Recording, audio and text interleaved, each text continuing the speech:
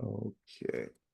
All right. Well, good evening, everyone. It is 4 o'clock or good afternoon. So we should probably get started. Welcome to week number 4 of PPA 500. I know it seems strange to say we are almost halfway through our quote unquote semester together, but that's how these hybrid courses work. They go by very, very quickly. We are very fortunate tonight to have Kelly Janicek with us from the University Library. She is always gracious enough to give us her very valuable time to come into this class session and to talk to you about how to do research in public administration. She is the guru on all things research and public administration for our program. So it's always very helpful that she's willing to come here and talk to you tonight about this. I always tell students this is probably the most important and the most useful information you're going to get this early in the program, because this is information you're going to be able to use throughout the rest of the program. We are not a research intensive course because we are an introductory course, but some of your future courses will certainly require that you do research in public administration. And that's why Kelly is here tonight to lead us through that process. So without further ado, I will turn it over to you, Kelly, and the floor is yours. Thank you very much. Good evening, all. I'm a librarian. I answer questions. So if I'm not making sense, go ahead and interrupt me verbally if I can't see your hand if you're raising it or anything, because I've got a lot of screens open. So I want you to make sure you kind of understand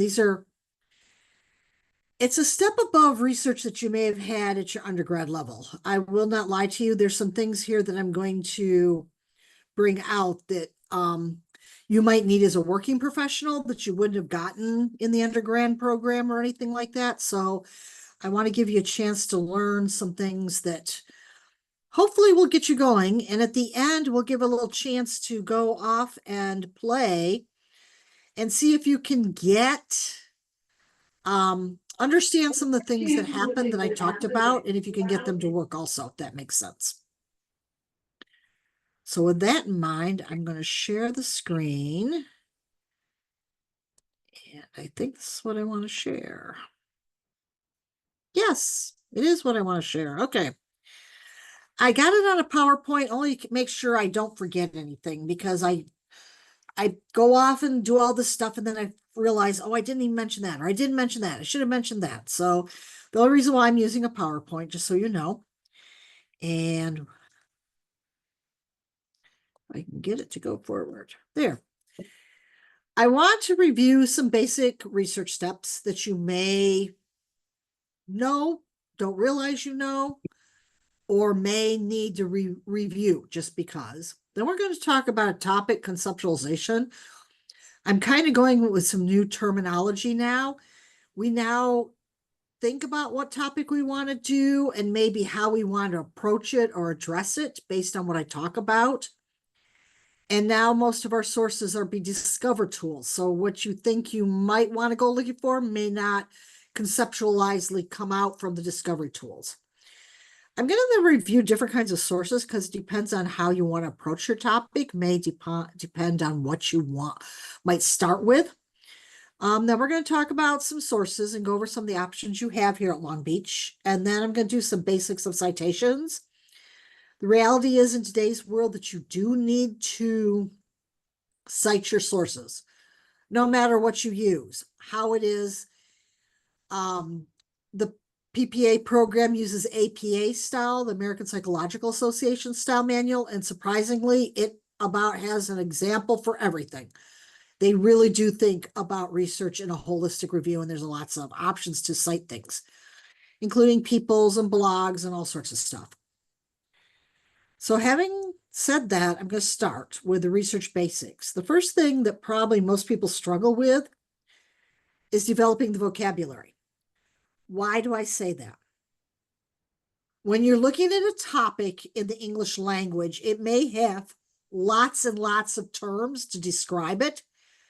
And depending on where you're looking, they may use different terms to describe it, which may be the one you want versus the one you end up with. Do I have a good example right now? I never seem to have a good example when I need one, but okay, this one. I want to talk about money.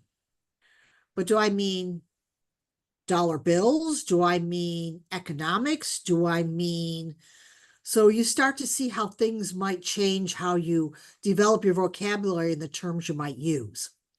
And I'm going to talk about a better way to use the vocabulary that the topics provide for you probably get a more precise to what you're looking for than just throwing words in the computer and having them come up with something. Then we're going to talk about ways of conceptualizing the topic. A lot of people think they know what they want to talk about, but then they come to realize that maybe the twist they want isn't the way they want to go. Is there somewhere else they need to go? And sometimes when you conceptualize the topic and you read some backstory, encyclopedia has been a good example, you might get some better vocabulary than what you thought about. Then we're going to use the computer to have it do the work for us. Okay, different computer systems do different things. And is a common denominator in computer language. So if you type in public policy administration, it defines to public and policy and administration. All three words need to be in whatever you're looking at. Yes, it works. No, it doesn't work. You do Google search in that and you'll get more than you ever cared about, and it will not really help you. A computer that has a database that we purchase has a little different variety. It uses the concept and to, but it's more to link concepts together, your topic ideas together. The one that helps more often than not is not. So you're looking at a bunch of references and you see a whole lot of stuff on, you're looking at bankruptcy in cities and you're seeing all this stuff on Bell, the city of Bell, which happened, they had a major bankruptcy, made lots of news headlines about a decade ago. We even have books all about it. So you don't want, you say not Bell. And suddenly all that stuff disappears and you can look at other cities or other places that might be more realistic to your topic. Unlike Google search engines or the 72 other ones, Bing, oh gosh, Duck, I can't even think of all the names that are out there. The databases that we purchase have filters or refine areas, always usually on the left-hand side, which gives you a lot more options. So say you only want stuff that deals with California. You can limit by geography or location. Say you want something that only deals with adults. You can limit by population. You cannot necessarily do that in any of the search engines. That's the difference. That's why they're free, because they want to market something to you. Where in our databases, we pay for to have ownership of the intellectual property, things like filters that give you better results. The other one that exists is OR. So how many of you know that public administrators or city managers used to be called civil servants? So if you're looking at something historical, you want to say public administrator or city manager or civil servant. So the English language, being imprecise or changing concepts, may have different words to describe the thing, and you don't care which one it's used, but you want that concept to be there. The one that I find most helpful that you guys will need is what I call phrase searching, where it's in quotation marks. This even works on search engines. So like I said with the word and, if you use environmental policy, you're going to get all the words that talk about environment. And they also talk about policy, but they may not be doing the phrase environmental policy. They may be talking about the environment needs to be addressed and the policy needs to be written, which isn't necessarily environmental policy. So these are things that I put in quotations. You have a department, public administration, put that in quotes. Public policy, put that in quotes. Things like that that are more than one word, that are, you want them to be right next to each other when you find them in the article, you need to do phrase searching or put them in quotation marks. The one that's probably the best is subject terms. Why is it so important? You can't do this in a search engine. We have one search, which is our version of all the search engines out there, Google. It even defaults to subject terms. Our database default, you can refine to subject terms. The difference is with stuff in our databases is someone read the article, determined that article was about that. It may not use the words you're using, but it's about the topic that you're looking at. And I used to have a really great example, but over time it's kind of lost its positioning, shall we say. I did quote environmental policy, unquote, and California. And on the first page, there was an article about the then governor talking about how he feels that climate change is happening and we need to write laws about it. Well, that's environmental policy. Writing laws or policy about changing the climate is environmental policy, but it didn't use those words. But the person who was indexing the article determined it was about that. So it ended up as a subject term, which got me more refinement or better articles than just using the words. I'm going to take a stop here and stop sharing and see if anybody has any questions about those basic things. Do they make sense?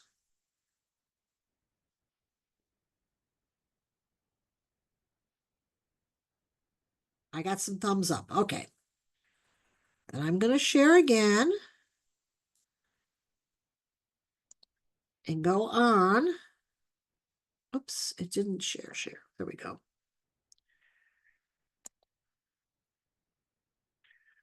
So let's talk about the topics and understanding that. There are good ways to understand a topic. I remember when everybody was looking at the Obama healthcare plan that was still in place today, but the law itself was over 750 pages. How can you write a 5-page paper on something that the law alone has 750 pages? So sometimes it helps to break the topic down. And we have subject encyclopedias, and in your area, you have a couple of really good ones. The advantage of a subject encyclopedia is they will take the topic, they will give you the background on it, they will give you the sub points of it, the subtopics. It will give you words to use. It will have a bibliography at the end of what they consider key important sources that then help you with a place to start. And now with what's working out there, you're discovering information. You can type in words and get something. You can type in a subject and get something. But then you've got an article or a book chapter in Insane Encyclopedia, and you have references at the end. They've already done research. This is what they've discovered. Those are sources you can use. They also have things like tracking the author. What else did the author write? Because usually when you're doing research, you tend to stay on the same topic and just write different nuances to it. So tracking the author. If you find a really, really good article, you can track the article.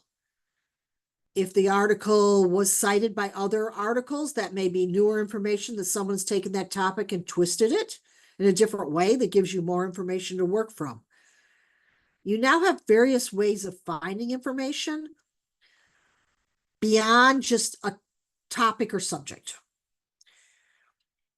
The other thing I want to mention is annual reviews, because your graduate students, this may come into play for you.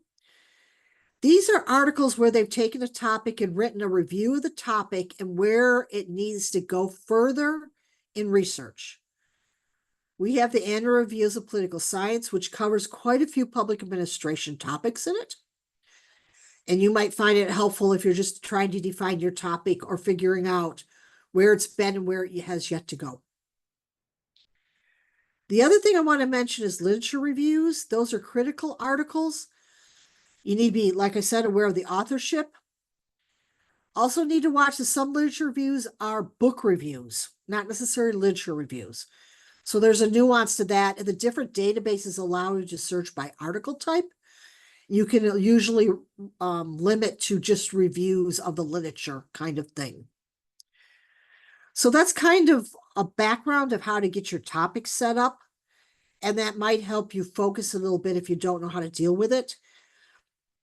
I would use your textbook. Those are good examples of kind of reviews. Each chapter is a review of that concept and where it might go. And that would give you an ideas also to work from. Any questions at this point? I don't see any hands raised or people jumping up and down or anything like that. Let's take a minute and talk about types of information. And the reason why I do this, depending on your topic, it may make a difference of where you start. You may not get a chance to do a subject encyclopedia because your topic is so new that there may only be articles about it. And that may only be news articles about it. It's so new. Someone asked me a question, and because the words changed to define a topic, I found it in the newspapers under this topic to read about to understand, well, really, that's that topic, which we've had around for decades, but now they've got a new name for it. So I'm going to talk about these different kinds of articles. At the top of the page, see the Public Administration, PPA. That journal is a peer-reviewed scholarly journal. And my guess is most of your articles that you need from that will probably be logical. They're research-oriented. They do data analysis. They've gone through a peer review or a scholarly peer review. What does that mean? These are the articles that in your class somebody gets an A++. They go through, they write the article, it's accepted for peer review. It's sent out to 1, 2, or 3 authors. They review the article, write recommendations to change the text, question the validity of it, things like that. They look at the bibliography to make sure the right sources were used. These are people who know the topic, and they're reviewing the article for it. If it's accepted, then it may end up in the journal. So think about it. The person did that research, 1 to 12 years like me right now. Then it takes probably 1, 2, or 3 years to get it reviewed process and probably another year to get it published. Articles in here are not new stuff. That takes a while.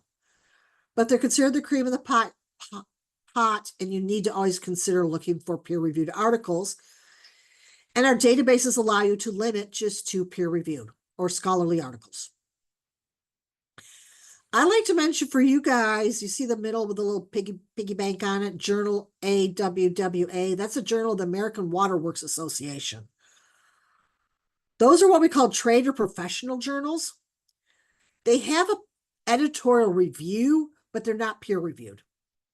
But these are the journals that give day-to-day how we did this. How did we succeed at this? How we failed at this?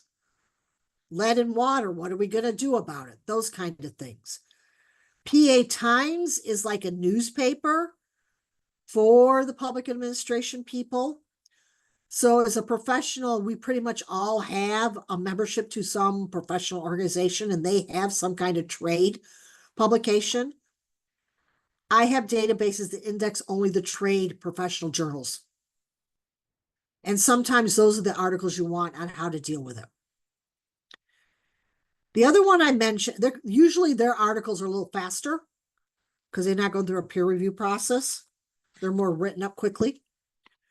But the one that's probably the fastest is the newspapers. You see the little row of newspapers there. We have a huge collection of different kinds of newspapers. We get the local Long Beach Press Telegram. We get, I can't remember what its name is. It's a weekly down the pier area. I want to say Shoreline Times or something like that. We get a lot of different kinds of newspapers.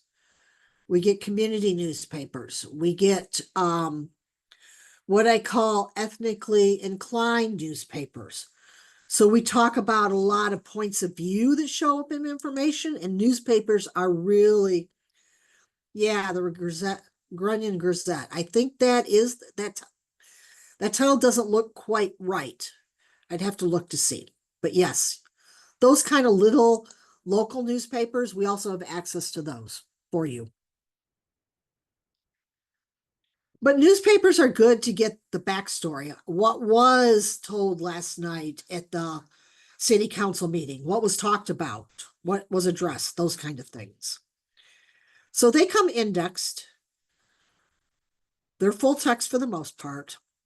The one on the bottom, the mirror, the sun, the star, what I call the rags, those newspapers you see at the grocery stores, you check out at the 7-Eleven. I think Taylor Swift's on the front of a lot of them right now. These are collected by libraries, but they're not indexed anywhere. And if you're using them for your research, I would really like to know what you're researching on. They're very good for culture, what the feel of the culture is, or what, things are people are talking about, but it's not really research oriented. Does this type make sense? Because we got more. So articles logically would be your most current stuff.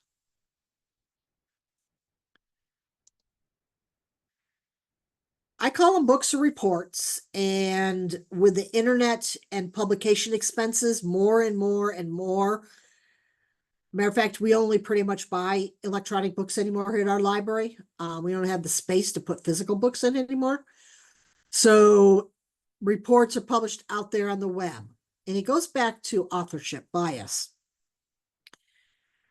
I'm going to give you, when we discover some options of sources out there that are published by organizations that have been publishing for a long time.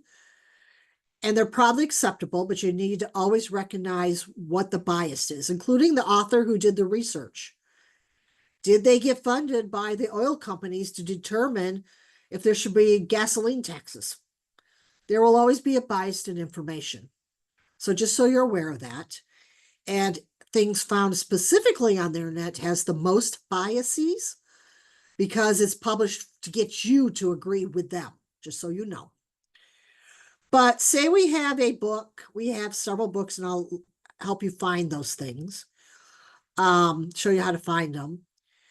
We have reports. The Sage Handbook of Public Administration is a type of encyclopedia, even though it's called handbook. Each one has a 2, 3, 4-page chapter on topics in the public administration sector and helps you define it. So that's another example. The biggest publisher in our country is the United States government, and we are a depository for government information, whether it be federal or state. And I learned today that there is no more any paper publications by the federal government. It is all online. So we have a vendor that helps us collect up all those things and make sure they're in our catalog so you can find them.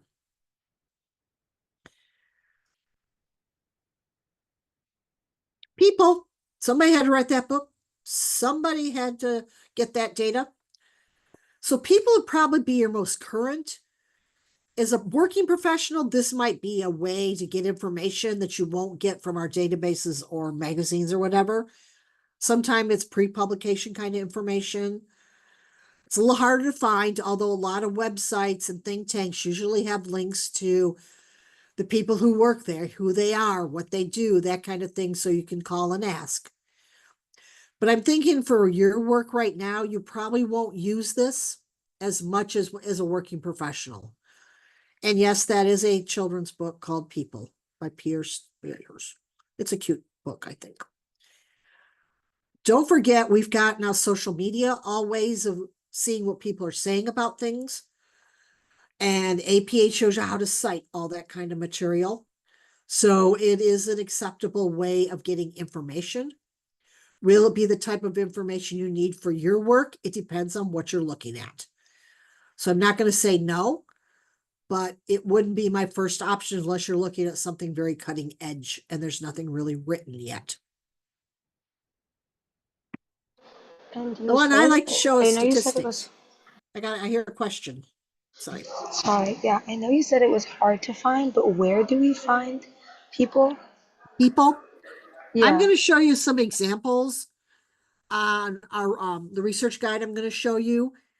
If I provide a couple different organizations, and I will remember to show you where to find them usually there's an about section on most legitimate websites for an organization, government, academic place. And quite often when you see that, you will find contacts. So you can look through who's in charge of, I'll show you the LAO, the Legislative Analyst Office for the state of California. It lists all their researchers on a page and tells their specialty, and then it gives you an email or telephone number to contact them. So that's how I would use that to find people. It's a lot easier than it used to be. So I will Okay, not thank forget you. that, just show that to you. Okay, good question. Hold on, let me go back to share. Too many buttons. Statistics. I also do the statistics research guide. Love statistics, data. You have to interpret it. Sometimes it helps you get your point across with the data. Sometimes it's in time series, long-term study. Can anyone guess what the longest running time series of data for our country is? You can throw it in the chat. Yep, census. Because our government's based on population and representation, so it has to be census representation. The Department of Census puts out, at last count, 10 different census type things. There's census of government, there's census of transportation, there's census of business, there's census of industry. Our government loves to count data. The state of California pretty much loves to count data also. If you were an international public administration, not so much.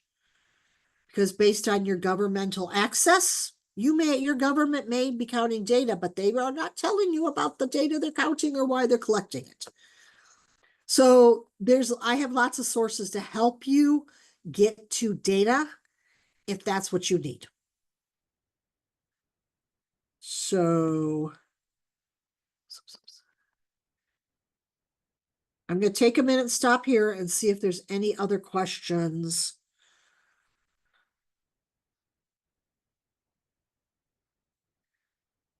That's kind of where I want to talk about the basics of research things, framing it in context to make sure you understand how to start, where to start, what might help, what will not help, things like that. So I want to make sure you get it. Okay, you guys all do lots of research. You understand perfectly. So let's go ahead and start discovering data. Okay, actually, let me stop and show you. Share. This is the library webpage. This is not Google. This is not Bing, Duck, whatever, search engine. We do have OneSearch, which is our version of a search engine out there. The stuff you find here will be more academically inclined, but it is a discovery tool. So you find a lot of crap. I won't lie to you. You just do, because there's a lot of stuff just dumped in there. And sometimes it doesn't make sense when you search it by words to get what you need. So having said that, I don't know if you can see if my mouse even shows. It probably doesn't. It doesn't. If you look below that OneSearch box, you'll see advanced search, databases, research guides, help with OneSearch. We have, I think this week we're down to 350 databases. How are you going to know which things that are better than a search engine would be best for you? I could throw you into databases and let you go, but I don't think that helps. So what we have are research guides. If you click on that, It didn't go. Yeah, there it went. You will see that we have 148 disciplines of research guides. And if you type in PPA and hit search, you will get to, well, no, you didn't get it. You will get to a chance to see public policy administration, which leads to the research guide for public administration, which if you can see at the top, it's csulb.libguides.com/public_administration. We buy software so we can provide this to you, because if we waited for the campus to allow us to update our webpage, it may be 2 or 3 months before that happens. And in our world, that's unacceptable in the information world. You need your information now, not 2 months from now. So this is a way to discover what's out there specifically for this discipline. Realizing that depending on what you're looking at, there might be other things that work. So don't be shy about looking at some of the other pages. But I want you to see that I've created some things. We're going to come back and talk about the citing tools, but I've got some other helpful things here in case you need help on how to write an annotated bibliography. Some examples. Chat with a librarian anytime. I hope you can see on the bottom of the screen the Ask a Librarian little pop-up. We have a service that's 24 hours, 7 days a week, 365 days a year, that will allow you to ask a librarian anytime a question. We know that a lot of students do their research between midnight and 2 a.m., and I'm sorry to say our library is closed and I'm home sleeping. So you need something now, ask a librarian. Somebody probably in Australia would be a good guess. Maybe Hawaii. I can't remember the time difference. Will be answering your questions. If they cannot help you, they'll refer you back to us. The next business day will contact you with the correct information. It's an international service. It's very helpful, and they'll ask a lot of the same things I would ask. What words are you using? Well, what can't you find? What words are you using? What databases did you look at? Things like that to make sure you're in the right place to get what you need. I got things all popping up all over the place here. Okay. How to read an article. Sometimes people ask that. How to read like a scholarly article is very different than reading just something that you see in a news magazine or something like that. And then if you're coming in from online, access requirements. So if you're having a little bit of problems with technology, you might check those little helpful guides. And if not, you can contact ATS. They have now also a chat service on the campus to help with technology to help you find stuff or get your technology to work. So with that, I'm going to show you probably the tab you'll use more than anything else is the Get Sources. These are, there are 1, 2, 3, 4 databases here. Duplication, 1, 2 different ones, and 2 different ones over there. That's a total of 10 out of 350 to focus you, because most of your references probably will end up being helped by these guys. So you're like, okay, what does that mean? We pay for it, it's got a little lock on it. When you graduate, guess what? You lose access to it. But you didn't hear it from me. Vendors do not like to know this, and we don't want them to know this. Because we are a depository for the federal and state government, you have the right to come into our library and take a 90-minute pass on any of our machines and open up and use these databases. Saturday and Sundays are great days to come in here. Saturdays probably being the best. Fridays is not a bad day. And use them for 90 minutes and get what you need once you graduate.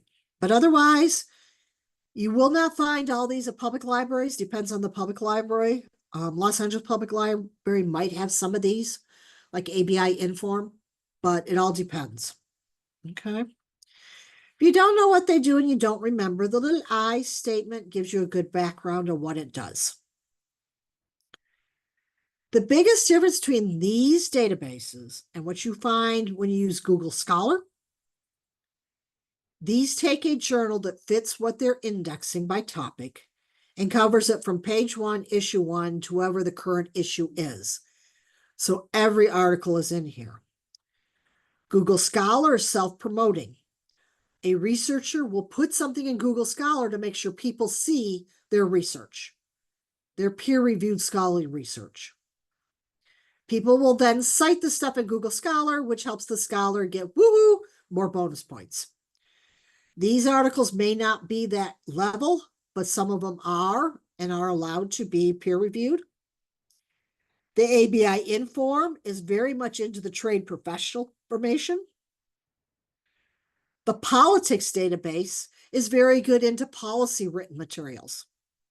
It has a subdivision of the public affairs information service, which is the public policy sector, and policy index. It has 2 pieces in it, as well as political science journals.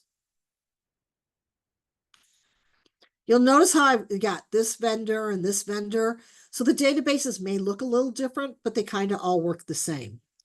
So logically, everything that's in public administration abstracts would be your journals in public administration, which is why it's listed first. It's not at the bottom, almost.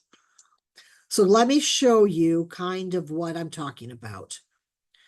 So we're back to the and or not situation. But say you want to find something, and what was I doing? Oh, I saw a book on escaping Jurassic government. Yeah, what is that about? So let's do lost commitment to competency. I love these things when they're like cutesy titles. What is it really about? I don't want Jurassic Park, but I want Jurassic government. Does it come up? It does. It's a review of the book I'm talking about. So now that I have the book, the reference, it's a book review, but it might give me some ideas of subject words if I'm struggling. Kind of those kind of things. But let's go, we don't want to just leave it government. So say I want government. Is that correct? Government accountability. Do I really want to type it in that way? You should be hearing resounding, no, no, no, put in the quotes. I want the phrase government accountability. Now, things that talk about the government and their accountability to the taxpayers. I want government accountability. 309. So here on the left, you'll start to see my refine. So I only want peer-reviewed articles. I've dropped to 260. I want subjects. Government accountabilities, if you notice, is 211 articles left. But maybe I want really to talk about transparency in government, which is 41 articles. Or political accountability, that's 34 articles. Or maybe I want my government accountability in local government. I could click a couple of these and it would take out the other stuff and start to focus it for me. I'm now no longer looking at 600 articles. I'm looking at 42, which is 10 a piece. That's 5 pages. Maybe I don't want countries. So maybe I need to go down and see if I can narrow it down by geographics. These guys aren't good at geographics. United Kingdom, Africa. I'm going to run out of United States or even California. So what I'm going to have to do here is kind of scroll the titles. Well, I don't want the first one, the Netherlands. If you notice here, it sometimes gives me, this one's on US. And it's by relevancy. My terms were there more often than not. It's not newest to oldest, which this is a 2023 article, not too bad. But if I wanted to, oops, in my search screen, I could change them not to relevancy, but maybe newest article, or maybe search by author.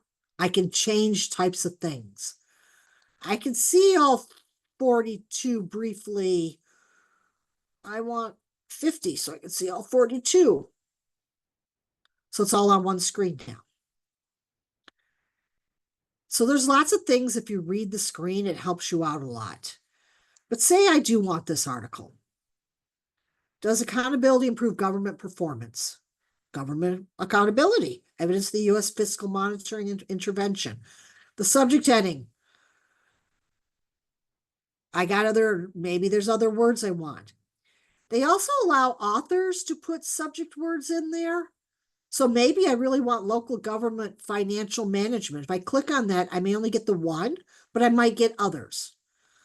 So sometimes they do metadata things. This article, if you notice, is 23 pages long. Looks like a good one to me. It's a study. It has a DOI. Right there, that tells me it's a scholarly peer-reviewed article. Digital object identifiers are only on scholarly peer-reviewed items. If book chapters are academic press peer-reviewed, they get a DOI.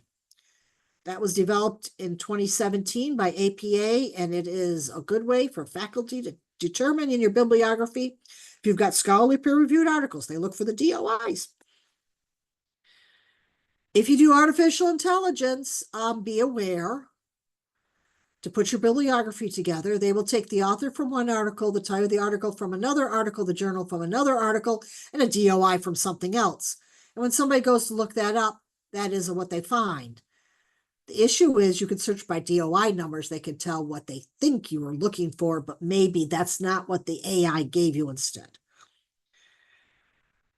I'm reading this. I like this article, but there is no article here. I don't have the full text here, but maybe I can get it. Get it, get it, get it. Never limit to full text only. I have 350 databases. It may be full text somewhere else, not in this one. If it's not full text here and we don't have access to it, which this one says I don't, I can sign in for more options because I have my single sign-on loaded. I keep it up and running. So it just automatically goes. I can get it in 24 hours digitally produced and sent to my account. You no longer have to pay that $50 if you see it on Google Scholar because it's $50, please. No, we will get anything you need fairly quick. Oh, look at other people have posted about this article. That's interesting. That's a relationship. This article is going further. If I want to cite, quite often, they will give me a citing tool. This one is actually perfect. Seldomly are they perfect, but this one is perfect. So I can copy the citation, put it in my paper, good to go. I can email this reference to me to make sure I keep track of it. I can text it to myself. I can export to cell. I can export it to EndNote. It's one of the citation tools we've got. You got lots of options with all these databases, including this that tells you where the article is. 24 hours, you'll have it. So yes, you quite often will want to do your research the day before, or 2 days or 3 days before to be able to get the article in case we don't have it. And in your field, there's quite a few journals. I don't know why, we just don't have them. They got very pricey and we couldn't afford them anymore. I don't know. Now, they're using smart similar results. It's a discovery tool that allows you to see other articles because the words here led the database or the computer to generate results based on this. I could always go back and keep going. I can always add them to, say I want local government, I can add them to a folder. Or this one and this one. Performance review. I don't want Africa. Local government Tanzania. I don't want that Tanzania. That's admissible. This one's got the full text right here. I put a bunch of things in my folder. I go get my folder. I say I want those sent to me. Then you can email them. It allows you to put your email in. If there's a PDF like the one article is, it will send it to you. But the thing that's most important is to make sure to send yourself the citations also by changing that. Send it. If you have whatever email you type in here is what it'll go to. Does this make sense? Our databases all pretty much work like this. I see some thumbs up. Okay. Let me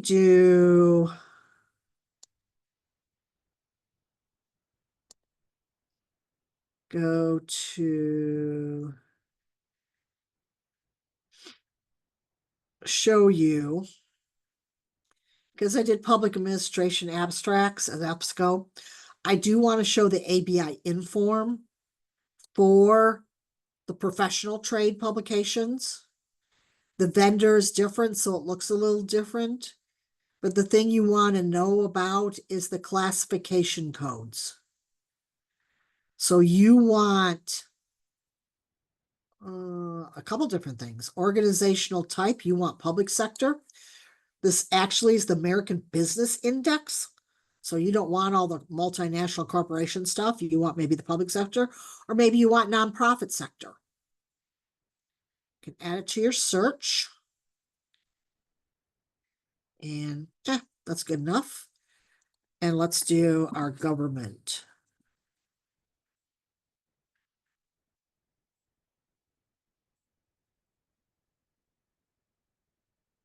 Got 3,495, but they're limited to government, not everything. And here are my trade journals. Of those 3,000, 1,805 are trade professionals. Okay. I can do date. This one I can do subjects again. I can break it down even. They use accountability. They don't even use government accountability, which would make sense. The business database, they use accountability. Everybody's accountability.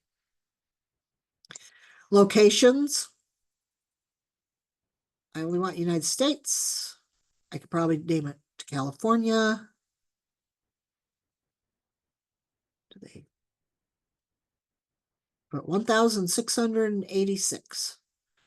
So again, I'm going to have to scroll through, see if I like anything. A lot of defense.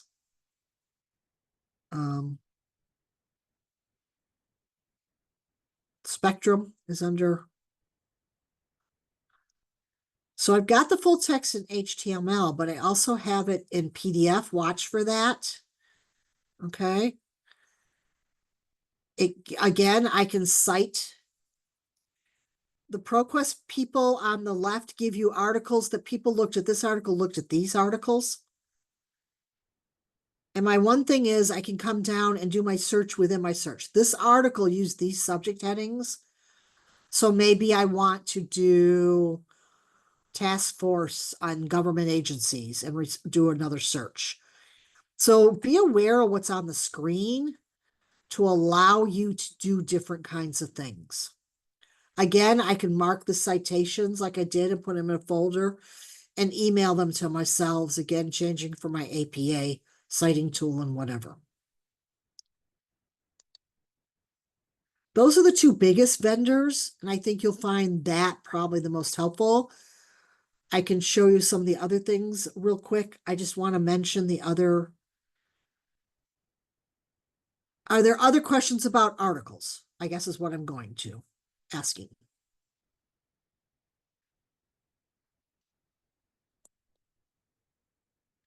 You're so impressed by what I do, right?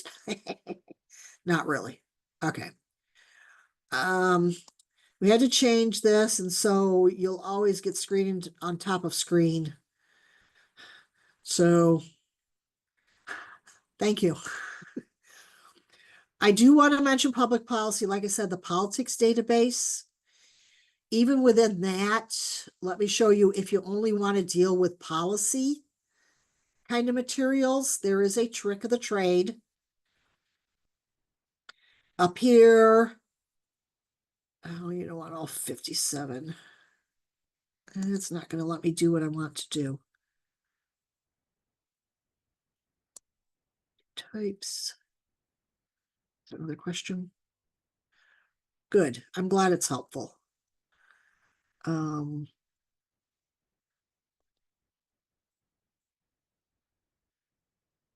can get recipes only because of what it does. What I'm looking for, politics database, all 57. You do not want all 57 databases. Ah. Well, they don't do what they used to be able to do. I hate when they change things on me. Change databases. Screen should pop up there. I don't want everybody. I'm going to scroll down to politics database. It's all the data. The politics collection. That may be if I want to do only policy, I want policy file and PAIS. Okay, those are subsets. The other two are pure political science. These two are policy oriented. So now that I've selected them, I'm hoping it is use selected databases. So now if I do, let's just do the government accountability without the quotes and see what happens. 60,000. See, e-government and accountability. 60,000. I don't want 60,000. Who's going to look at 60,000 references? Let's put in quotes. 27,000. That's still a heck of a lot. I'm getting a lot of the U.S. Government Accountability Office. I don't want them. So what am I going to say? Not. Let's put not office. I got 517. Do I want peer reviewed? Most of your trade publications are not, which most things will be policy. So again, it's back to using accountability, government. There's more. Will I get foreign languages? Yes. So now I still got some didn't say accountability office. They said accountability. Impact of change of climate's right. I don't know how they relate to government accountability, but let's look at one. Somewhere in the text it says that. It's not necessarily what it is about, but this does talk about the research of overall government in China. I didn't really want China. So there's a systematic literature study in public administration. Okay. You know all this to the left.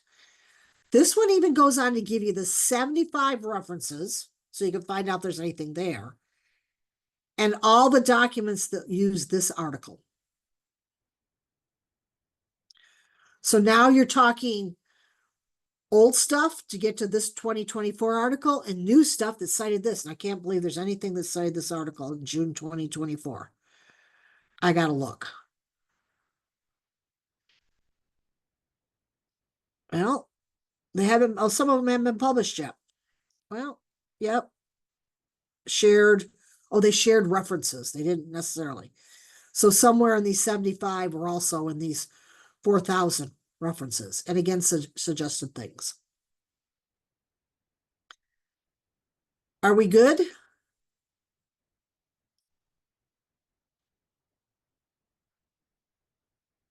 Okay.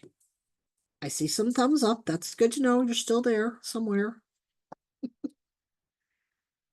Let me go back to the guide and show you other things that you have options to. Under the Get Sources. Oh, this is my PowerPoint. So wrong thing. Can't share the PowerPoint. Okay.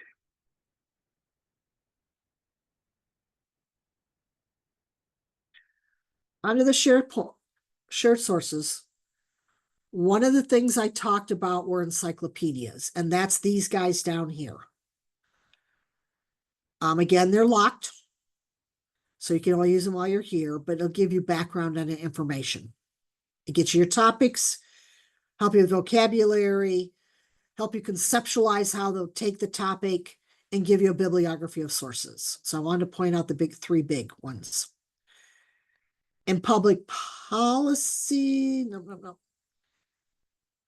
There's some different things. In current issues I wanted to mention, in Genta Connect, if you know a particular journal publishes on the first day of the month and it might have some article, something of the topic you care about, it's a table of contents service. It is not, the journals may not necessarily be indexed yet, because remember, to go in these databases, they need to be read and given subject headings and put in the database.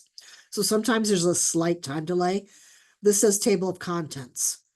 And then California Journal of Politics and Policy Issues is very California oriented, and I want people to know about it. Other things you might find helpful on the research guide. PPA topics. As people ask me questions, I might go looking for things. Remember when we talked about finding out about people? Here's the California Legislative Analyst Office. Who are they? Staff. Here's who they are. Tells you maybe who they are, what they do, and gives you an email or more information about them. A lot of authentic things that are out there on the internet that are organizations that are putting their public relations out will have some kind of staff, or usually in another organization, it may be in about them. Let's look at the state tax Center for Budget and Policy Priorities. About, again, staff here. And it gives you who they are, how to connect with them. Okay, so they're specially health policy, immigration policy, food assistance, those kind of things. But for the most part, you may not find them as helpful as what, unless you're doing something very cutting edge. They have blogs, which would probably be more helpful to search those, filter by topics.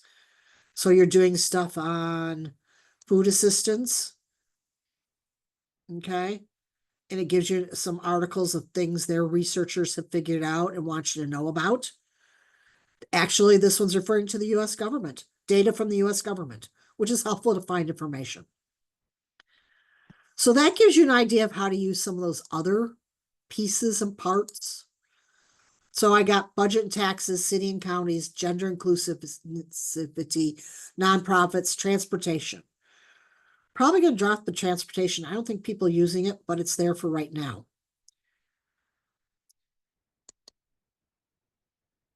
There is a class called policy where you have to find policy information. Interestingly enough, they won't let me come talk to the class, so I created some things for you to know about. I talked about the politics database and the policy. Social Index is very good about talking about any human things. It may include policy. Public Administration Abstract sometimes has policy articles in it. Academic Search Complete sometimes. Federally, CQ Magazine and Congressional Digest do a lot of policy. Public Policy is an index or a website that has some research and policy things. We've got other sites like that. We've got books. If you don't know who might be dealing with the policy you're looking for, we have search engines for policy organizations. And here's some of them. Librarians are very good. Oregon, Tulane, Pew, those kind of people. Yep, they help. So that might help you find policy kind of data or things that might be a policy related issue. Another class you might have to take does program evaluations. This is hard. I won't lie to you. This is hard. So I give you these databases and the consortium. This is time when I say go to Google, put it program eval with a star, which means program evaluation, program evaluations, program evaluationing, whatever comes after the N, after the T, after the P, and type them in Google, plus your topic and see if you can get anything that's just out there on the web. Because a lot of organizations are putting the materials out there on the web. OneSearch is another good one to look for because we sometimes index those. And then I've got some helpful guides to policy materials. Research basics, because you might have that class too. We've got Sage Research Methods that tells you how do I understand writing my paper? How do I understand citing my tools? Oh, there's all sorts of stuff in there. And then if you need statistics, here's some guides here and research instruments. They're more psych or educational psychology oriented, but you might find some tools for citing. And then we've got all these other things over here on the left.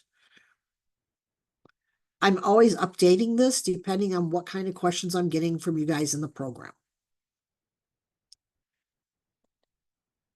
So, do you think you guys understand what I talked about? Yeah, I think so. I think a lot of it Okay. makes sense. It's just like I'm excited to see like when we're gonna finally put it to use and kind of be able to look at all the other things it does, like ourselves, like all the different platforms and everything. So let's do this. Let me do a little test on you to see if you understand. So I'm going to put in the chat. I got to get the address first. The research guide.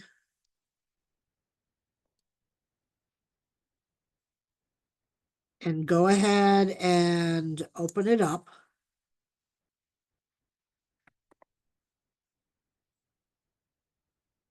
Because on that front page, at the very bottom, there's the class exercise questions. So I'm not going to break you up. I'm going to let you guys go. And this is your chance to verbally ask questions as go along. But there are 5 topics to choose from. So if you're pick the topic that I got 2 W's, a BP, 4 E's.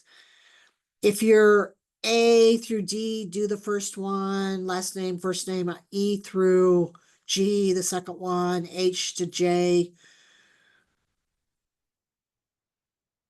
L, M to T, I don't know. Pick a topic and start working to see if you can work your way through this. And don't be shy about asking. You can do it in the chat directly to me if you feel you're not comfortable with it, or you can open up your mic and ask. I think everybody probably is thinking the same thing you're thinking, so maybe it'll help. But are we all there to find that set of options to find?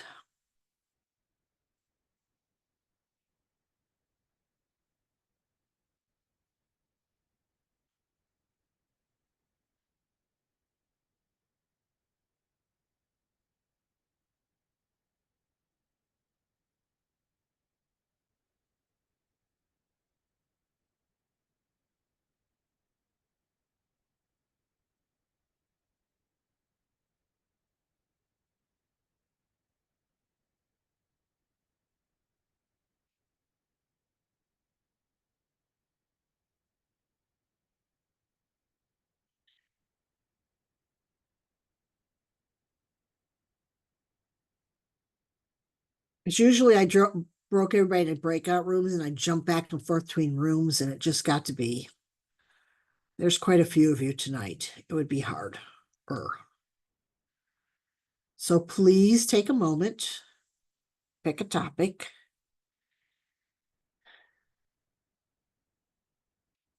And go ahead and see if you can discover the sources that would work best within the research guide I provide for public administration.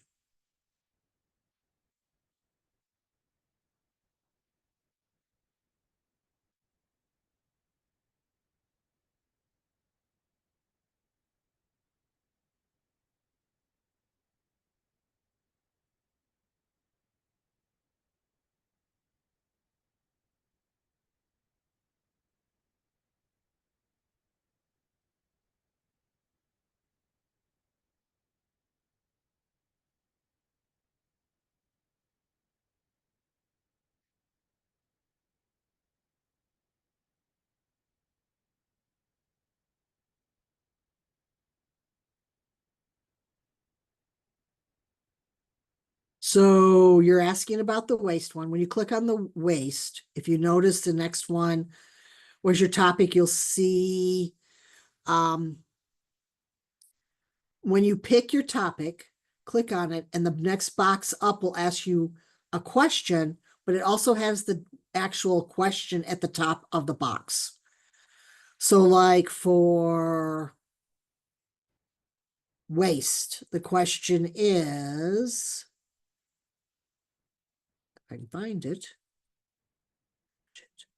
parks. How can we minimize waste in our city? So then you're gonna ask you what kind of search words did you use? Are you considering? Then what database did you use? Then you'll get better words when you look at the subjects, and then pick a document that kind of fits a little bit of what's being asked for.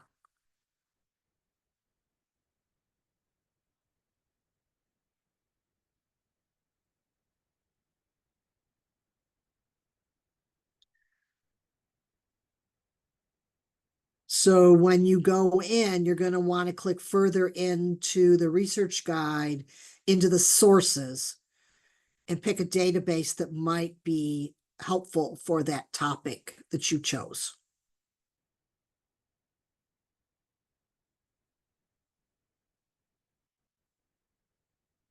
Yeah, there are 5 topics there. Water, budget, parks, waste, and the 4 E's, empathy and ethics, which are 2 of the 4 E's, which is something I learned about getting ready for this class.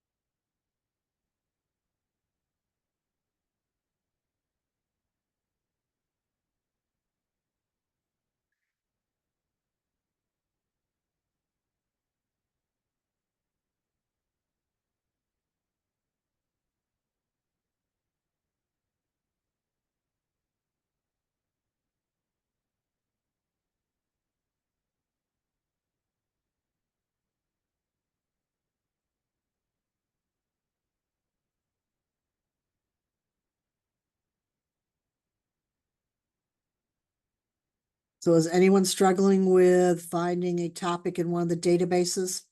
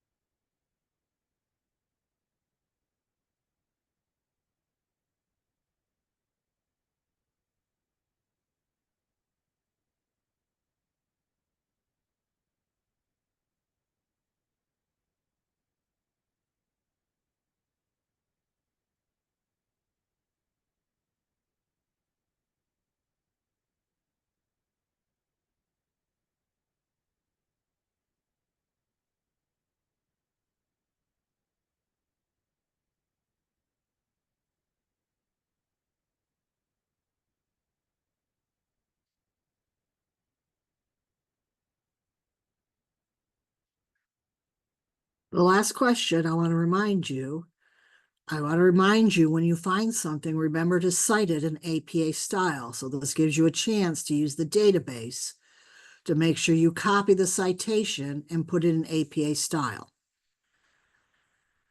One of the things, after you do that, we're going to then kind of review APA style to make sure the citations are correct. So you might leave it up on your screen to double check it later. I submitted before pasting my citation. That's okay. I was Just like, pick it. as soon as you said that, I was like, and I know I didn't do it. That's okay. But you have a citation to look at, right? Correct. Okay. And can you paste it in the chat and let's talk about it that way so everybody can see what I'm talking about. Yes.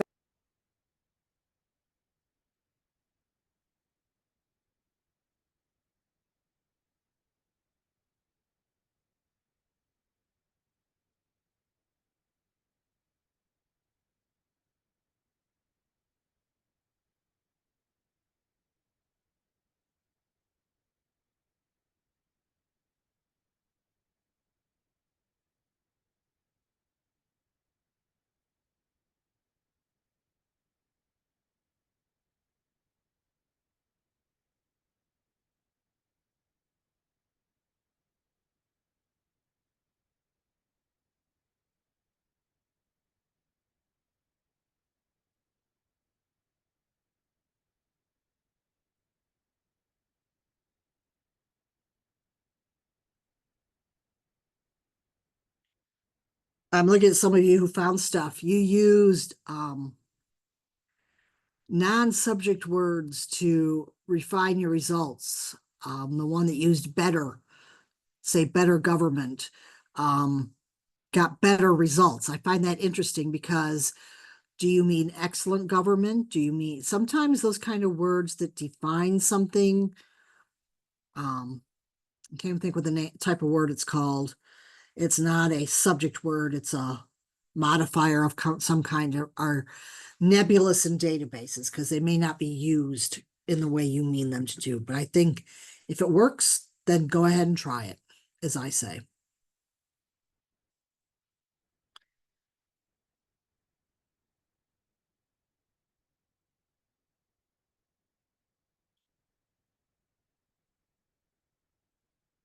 You guys like the waste question. The W's came up a lot there. I got somebody who did use, yeah.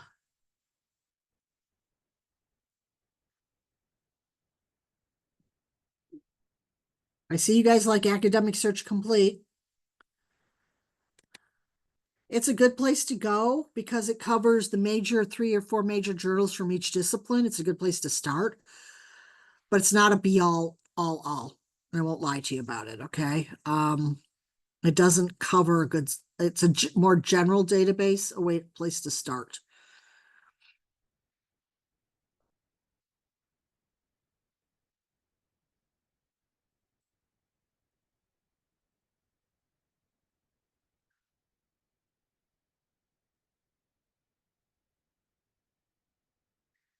I'm going to reel you back in. I'm seeing results in the survey. Um,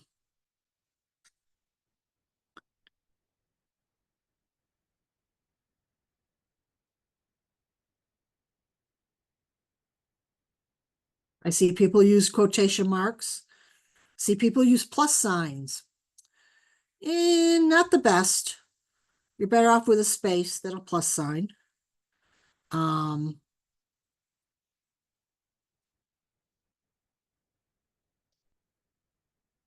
I see a lot of people who use the quotations. Yeah.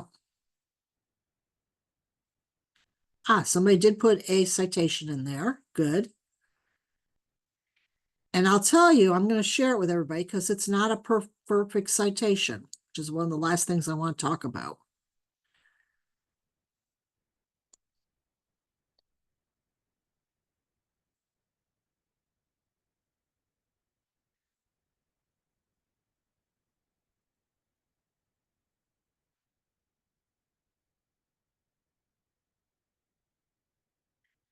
Okay, in the chat, I put a citation that someone found. They copied it from the database as it came in the database. The reality is in APA, there are things that you have to correct when you get a citation from these databases or OneSearch or anything out there. They are not perfect. So capitalization seems to be a problem, and I'm going to go over that with a slide here in a minute. Meat should be capitalized, but the word new should not. Empathy comes after a quotation mark, it should be. Engagement should not, equity should not, ethics should not, public should not, administration should not. The journal name, yes. You've got the DEOI, but again, it's incorrect because what you've added to it is a security link. So you'll always have to edit the DOIs. It should be DOI.org and take out everything up to the slash and then continue with the 10.1080 slash da da da da da da da da da. That's because it's computer generated. That's why it gets kind of some of the things you get. So somebody else gave me a citation, and that's got a problem with the DOI. Did I not send it to you? Kelly, you've got a retrieved book, a report. Again, it's back to APA, doesn't use all that capitalization unless it's a proper name. So I would take some of that out.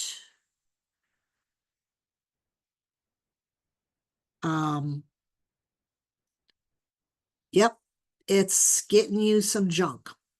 So let me share my screen to talk about the junk that you want to be aware of. It's because it's a computer and they can't get it to do it perfect. I won't lie to you. So in the basics of APA, I'll just let you know on the home page of that research guide, there is citing tools in APA. So like the book or report that was sent in the chat, it shows her how to do that. Her, him. So I want you to beware. We also have bibliography managing software EndNote that's available. You can get for free Mendeley or Zotero, and they attach to your browsers, and then they allow you to download and create the styles. So basically, you get your author, comma, initials, second author. APA allows up to 40 authors. Yeah, right. You're not in nursing, so you don't need 40 authors, but just in case. Gives you the title of the article. You notice how the first word's capitalized and everything else in lowercase. The name of the periodical is to italicized. The volume is italicized. Issue number is not. You need first page dash last page. ABI Inform says page 35. No, page 435. 16 pages. They don't ever give you the last page, and sometimes you need to include that. https://doi.org/the number, alphanumeric number. Never include OCLC, IBM, or any of those. Those are a security password thing. A book looks like that. So a DOI should look like the top two lines and not the bottom lines, which a lot of you saw. Take that out. And it should never be HTTP without an S, which I've seen. It's now got an S on it. They've changed the internet. They make it more secure.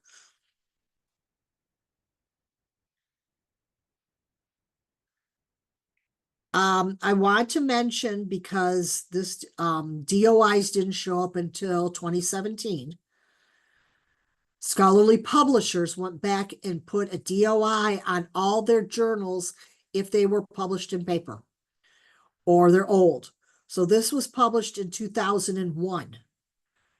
It's 17 pages. If you go get it,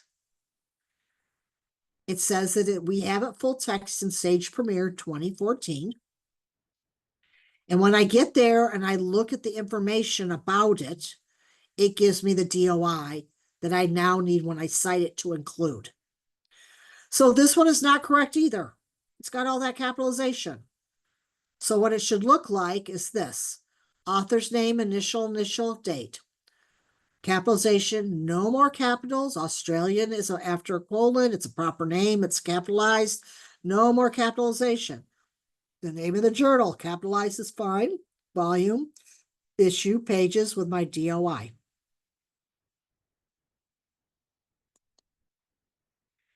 Sometimes if it's newer, they went back and put it actually in the database.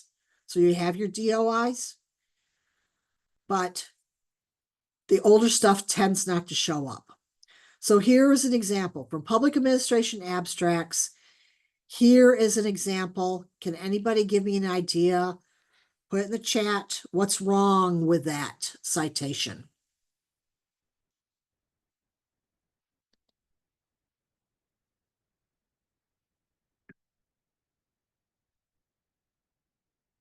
I'm sharing screen, so I can't necessarily see the chats. There. Anybody? Take a wild guess.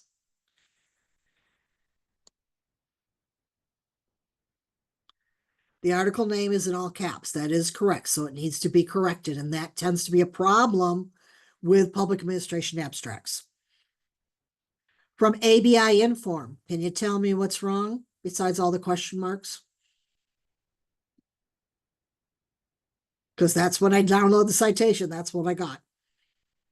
Those are all commas.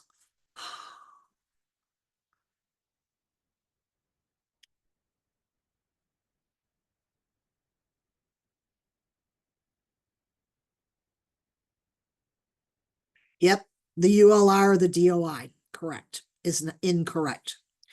And since it's an online publication, I need to say where it's retrieved from. And that's a problem. The politics database, what's wrong with that one?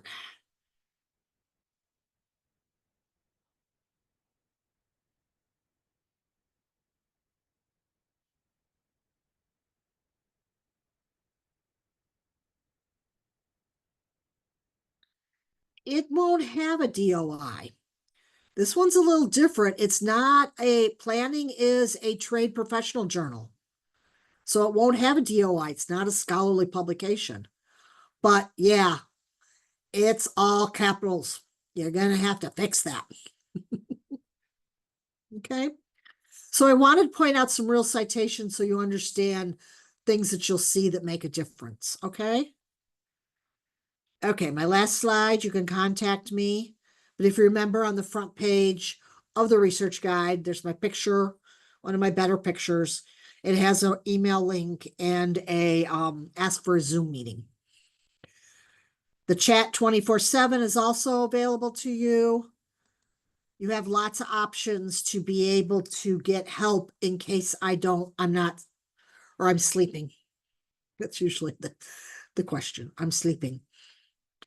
Are there any other questions? I feel like you guys made it way too easy for me. Or you guys are just super sleuths and you're going to be librarians when you grow up.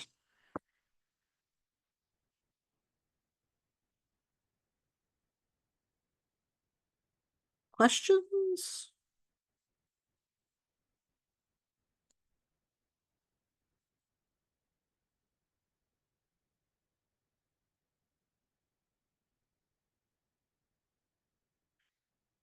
Well, Dr. Powell, I think I've entertained him as long as I can. Thank you very much, Gil. I truly appreciate it. It's a wonderful presentation. Again, this is information that will be used throughout the rest of the program. And so that's why it's so vital that you get this information, this great presentation here in 500. So it really sets the stage for all the research you'll be doing in your future courses. So again, thank you very much, Kelly. Greatly appreciate you being welcome. here. And if there are no other questions for Kelly, then I think we'll go ahead and take a break. Let's take a break until 5:40. Then when we come back at 5:40, I'll talk to you a little bit about the midterm assessment that is coming up, go through those 5 different scenarios. Then we'll talk a little bit about public versus private organization differences. And I think that'll probably take us through the remainder of our evening together. So thank you again, Kelly. Go ahead, take a break, and we'll come back at 5:40. Thanks, everyone.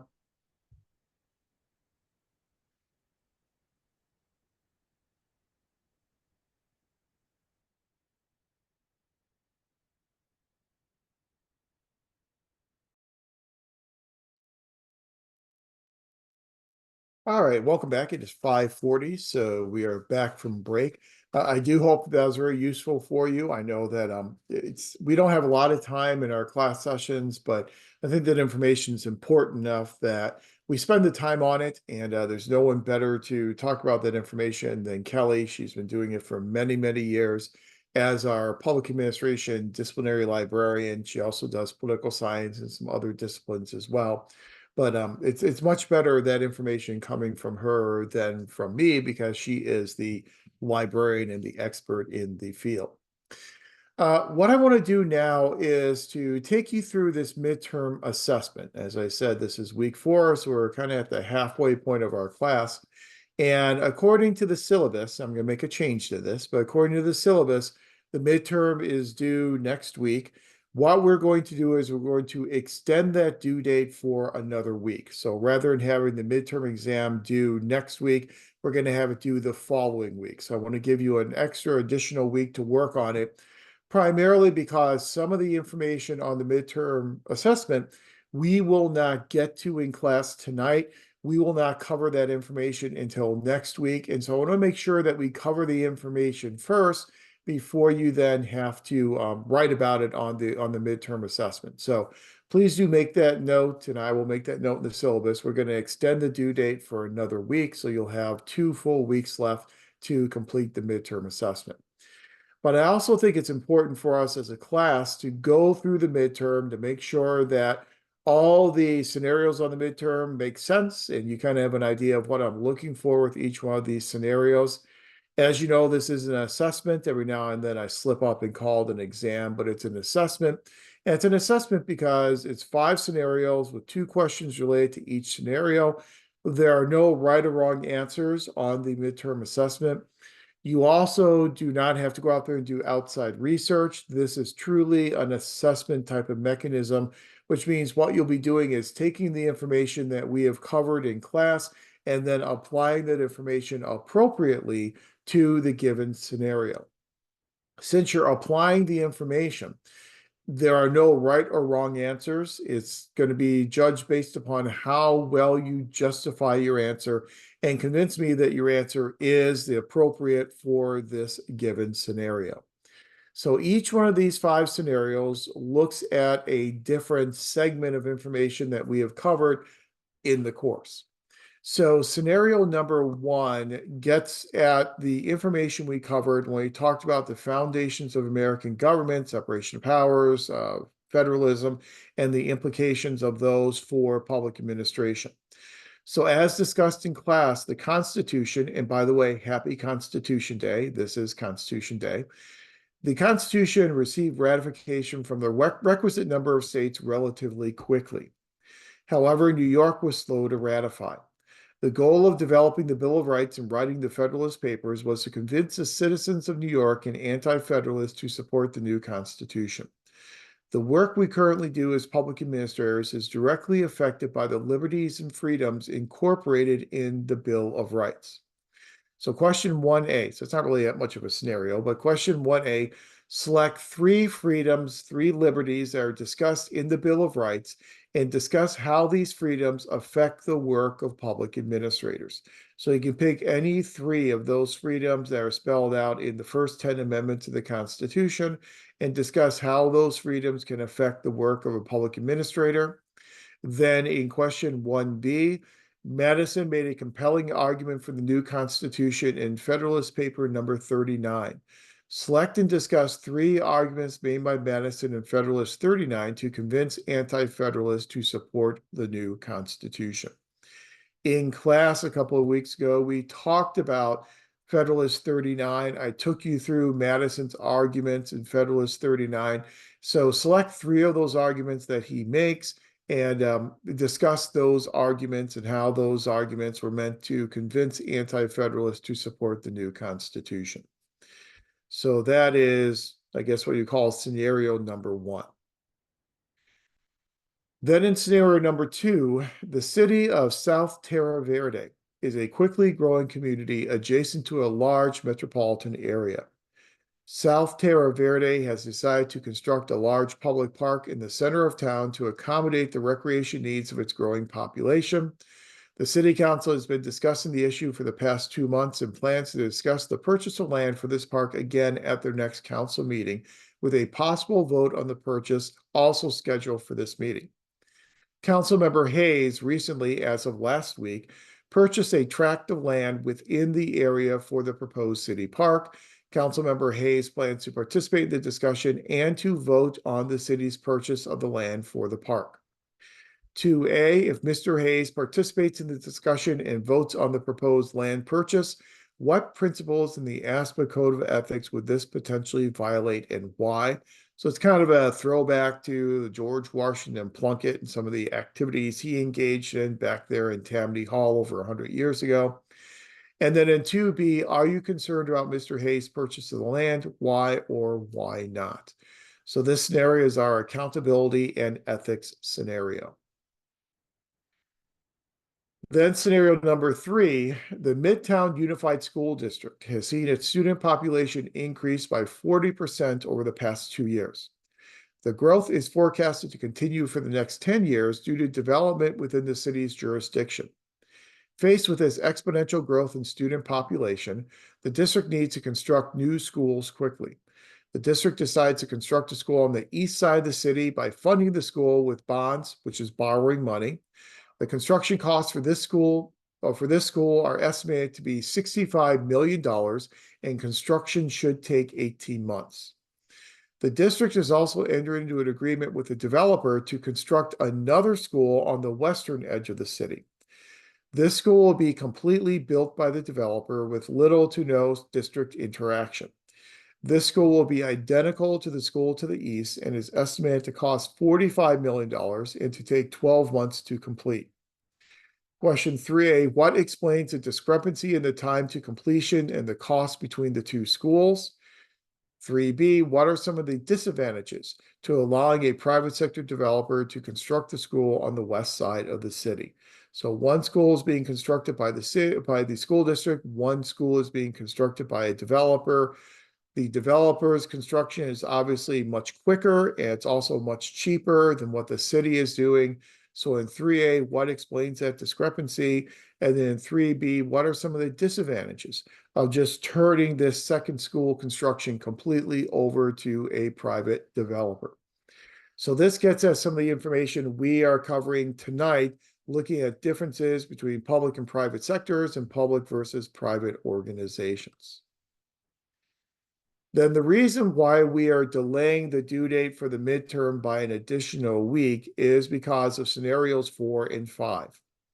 Scenario 4 and scenario 5, we will not cover that information until class next week.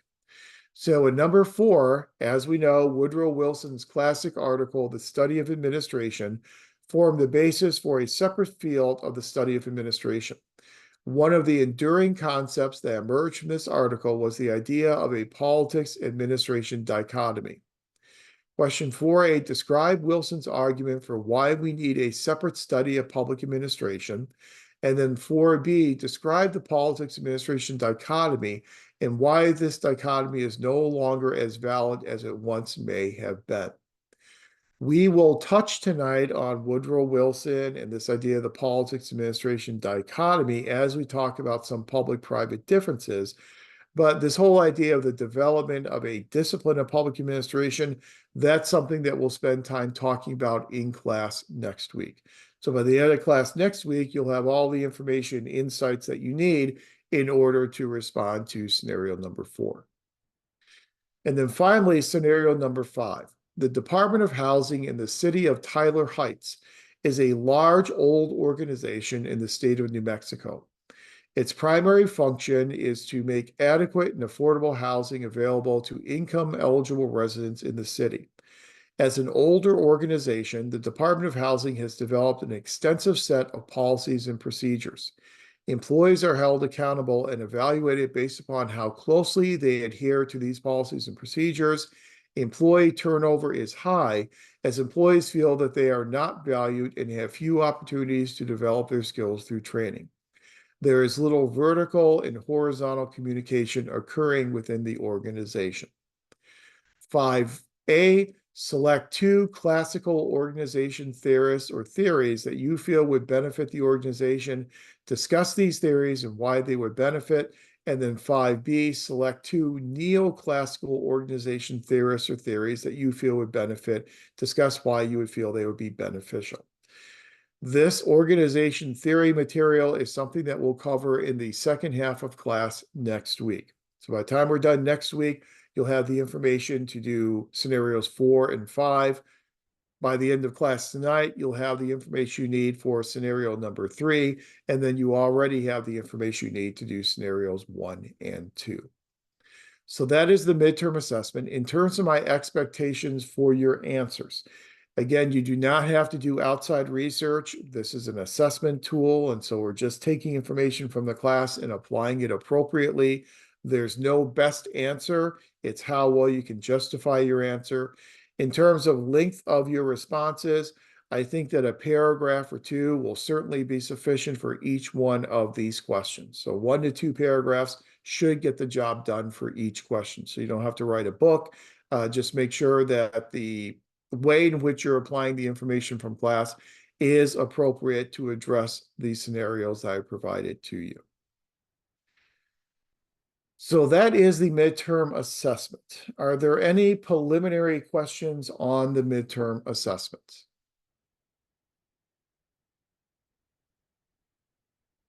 Okay. Yeah, go ahead. So just to recap, we're going to have to go through each question and write our own opinion on how we would handle each scenario. That is correct. Yes. Okay. Just triple checking. Absolutely. Yeah. So you have your 5 scenarios, 2 questions for each. So you'll be answering a total of 10 questions. Sounds good. Okay, good. Any other questions or clarifications on the midterm assessment? If not, then again, please make the note that you have an additional week to work on it. So it's not due next week. It'll be due the week after that. So let me go ahead then and share out the slides for tonight and cover some of this information that will then help you in addressing scenario number 3, looking at these differences between public versus private sector organizations and the differences between the 2 sectors. One of the articles that we will discuss tonight is one of those articles from the classics text, and that's the one by Graham Allison, asking the question, are public and private organizations similar in all unimportant respects? And basically what he makes the argument to us is that there are similarities as well as differences between public and private organizations, but how important are those similarities as compared to those differences? But before we get to that discussion, I think it's important for us to kind of start talking about public administration itself as a field of study. And we know that public administration, when you look at public administration, you are primarily looking at public organizations or public bureaucracies. Public organizations, governmental bureaucracies surround us in every single thing we do on a daily basis. We encounter government bureaucracy everywhere. We encounter public administration everywhere. And since people's lives are so touched by public administration and government bureaucracies, it really does become very much of a source of a lot of debate, in that people develop very strong opinions about the bureaucracy and about public organizations. And unfortunately for us who work in the public sector, a lot of those opinions that are formed are relatively negative opinions. And the vast majority of members of the public have very negative feelings about the bureaucracy. If you say the word bureaucracy to a member of the public, they're probably going to, in a free association type of methodology, respond with words like red tape, impersonal, insensitive, difficult to navigate, slow, inefficient, mostly very negative terms. You say bureaucracy, and you very rarely hear people say, oh, well, it's efficient or it's easy to use. Usually it's going to be much more negative than that. And that's what Charles Goodell told us way back in 1970 in his book, The Case for the Bureaucracy. So in public administration, since we are all in a Master of Public Administration degree program, it's important for us to know what we are studying here in public administration. Public administration at its very heart is the study of public bureaucracy. Well, what is a bureaucracy? Public bureaucracy refers to public organizations. When we're looking at public organizations, we are studying this formal, rational system of relationships among people who are vested with administrative authority to carry out public programs. Now, it's a very long-winded type of definition, but if we go back and deconstruct that definition into its component elements, public bureaucracies are public organizations. And when we study those public organizations, we are looking at these formal, rational systems of relationships. So they're formal, which means they are written. We have documented organization charts that show us how all the different positions within our organization relate to each other. And these organizations are rational in nature. And when we talk about rational decision-making, when we make a rational decision, we are going out there and collecting all the information that we can possibly collect. We then analyze that information, and we then utilize that information to make informed decisions. So rather than just making decisions based upon what we believe or what we feel, we're going to base our decisions on empirical, measurable, tangible evidence. That's rational decision making. So it's a formal and it's a rational system of relations among persons. So within our organizations, when we study these organizations, we are studying the relationships between these people. Last time when we talked about accountability and ethics, we defined accountability as relationships between people and things. Well, here we're talking about relationships among people within our organization, and sometimes today in modern public administration, between people in our organization and people outside our organization. But the people in our organization, these administrators, are people who are vested with administrative authority to carry out public programs. One of the primary differences between public and private organizations boils down to legal authority. Our public organizations are created through enabling legislation by legislative bodies, by governing bodies. So therefore, because they are part of government, they have a certain amount of legal authority above and beyond the legal authority that you would encounter with a private sector organization. These people who are working in these organizations, implementing these policies that are passed by legislative bodies, they are vested with this administrative authority for the purpose of carrying out these public programs, for the purpose of executing these programs and these policies that were passed by elected officials in those legislative bodies. So there are a lot of moving parts that go on within a bureaucratic organization, and we study all those moving parts primarily for the purpose of trying to make those organizations as effective and efficient as possible. Now, effectiveness and efficiency are two related but different values. Effectiveness, we're asking the question, are we achieving the goals and objectives that we want to achieve? So are we achieving the goals that are the stated goals with these policies and programs when they were created by the legislative body? That's effectiveness. How well are we doing it? Efficiency is then how are we managing our resources so that we are creating more output with fewer inputs, trying to do more with less. And so most of the time when we study organizations and we study them to reform them, we're reforming them to try and make them more effective and more efficient. And we'll see that focus on effectiveness and efficiency next week when I take you through the chronological evolution of public administration literature, focusing primarily on organization theory. The problem is, like we said, we have very negative opinions about the bureaucracy. And so when the public looks at bureaucracies, they feel that bureaucracies are too inefficient to accomplish really much of anything. But at the same time, they are made up of all too efficient users and abusers of their power and authority, meaning that when they look at bureaucratic organizations, they say organizations are inefficient in the public sector. When they look at bureaucrats, these individual administrators, they kind of look at them with a jaundiced eye, thinking that, well, they're not in it for the right thing. They're not in it for the right reasons. And they're there to essentially get private gain out of their public offices. So you combine those two perceptions together, and we're really kind of, pushing that rock up the hill when it comes to convincing people about the worthiness and the importance of public organizations and public administration.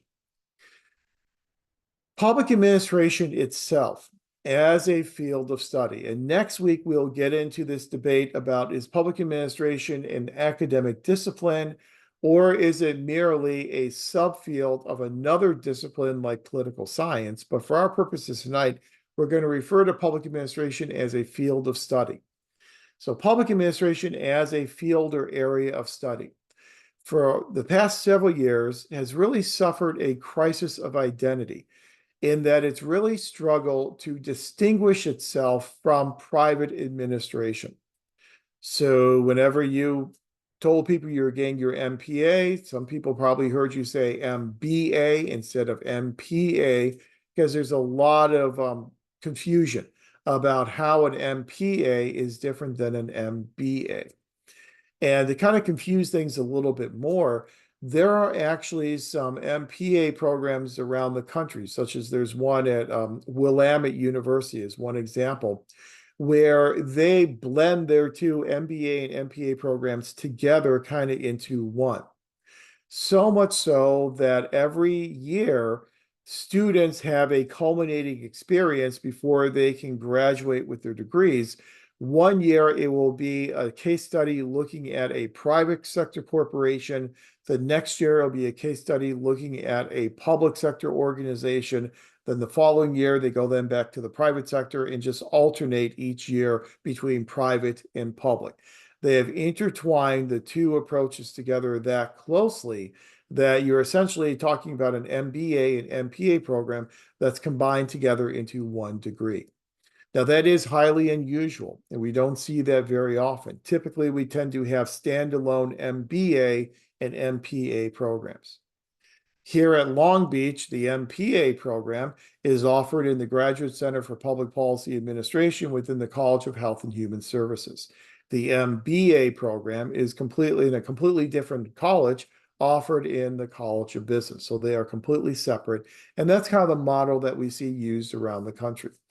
But despite that, we still struggle to show people how we are different and distinct from private sector studies. Two major ways in which public organizations differ from private organizations. The first one we've already discussed, and that's the role of public authority. Public organizations are created in legislative bodies. They are empowered with legislation. Private sector corporations are created oftentimes by individuals, by individual entrepreneurs, and they don't have the same legal standing that a public organization would have. So that's one major difference. Another major difference deals with these characteristic organizational processes. We will spend our time over the next half hour or so tonight talking about some of those organizational processes that are so different between the public and the private sector. And it really kind of boils down to the functions we engage in, the processes we engage in tend to be similar between the two sectors. What is substantially different is not what we are doing, but rather how we do them. So how we hire people is different. How we manage our budgets is different, and so on and so on. So how we do it, those characteristics of how we're carrying out these functions and processes, those will be different in the public as compared to the private sector.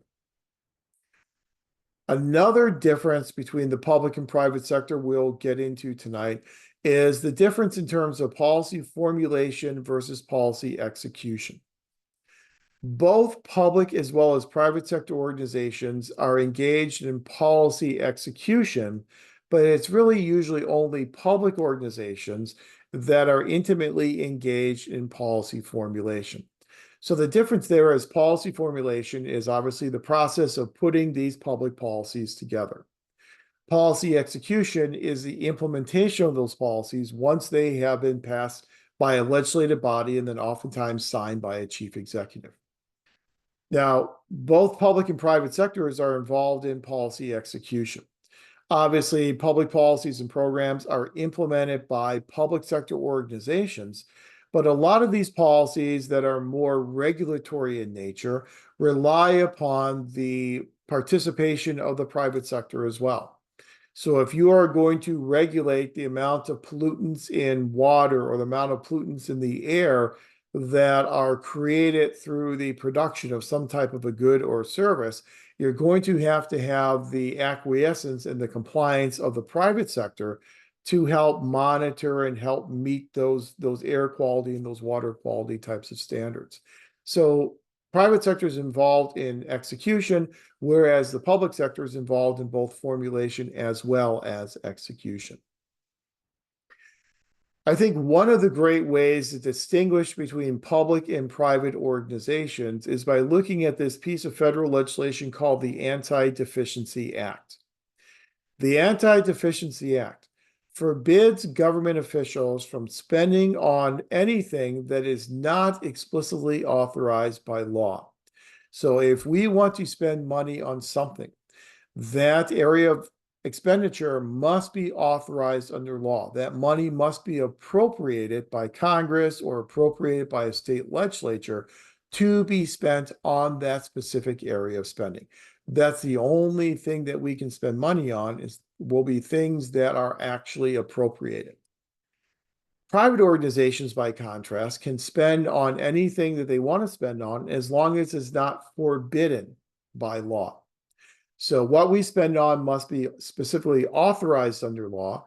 Private organizations can spend on anything they want as long as it's not forbidden by law. Those are two big different approaches. Those are big differences between the flexibility in terms of public versus private sector. And a great example of this Anti-Deficiency Act came about in the last presidential administration, the Trump administration. In the Trump administration, they passed this thing called the Tax Cuts and Jobs Act. I always get it mistaken, but the Tax Cuts and Jobs Act, a fundamental redesign and reformulation of federal income tax code.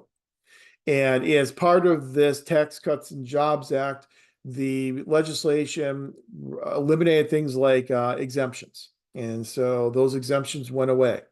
It limited the state and local tax deduction to $10,000. It created a bunch of new deductions that small businesses and home-based businesses could claim. So a lot of different changes to federal income tax code.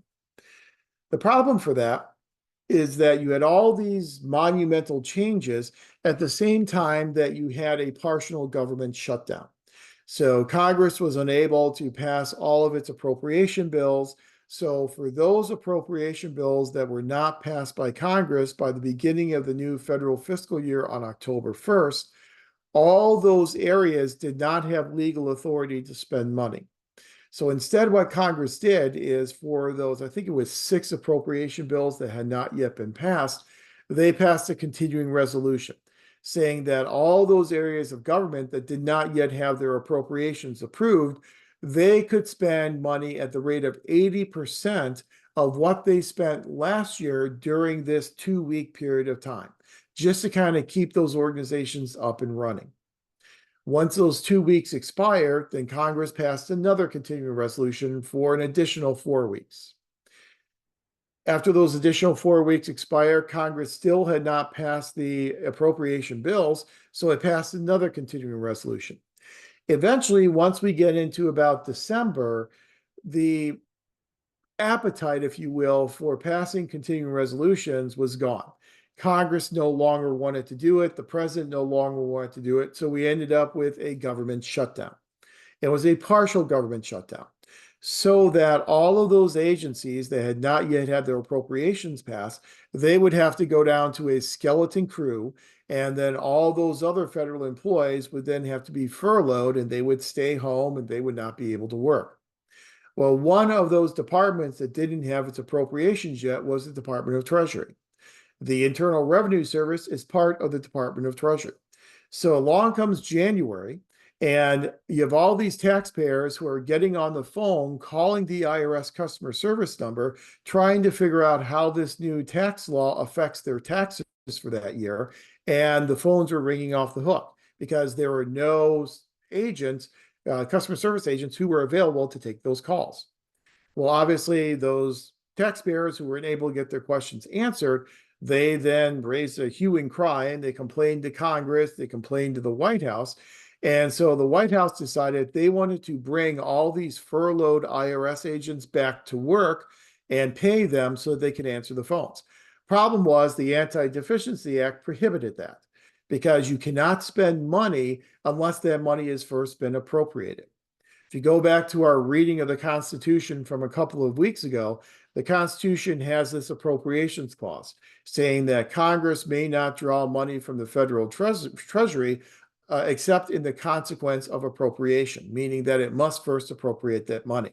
And so the Anti-Deficiency Act precluded the Trump administration from bringing these IRS agents back to work. What it really did is all these complaints from taxpayers really got the ball rolling toward Congress and the president coming to an agreement and getting this omnibus budget resolution passed, or what was called the Omnibus Budget Reconciliation Act passed, and then reopening these agencies.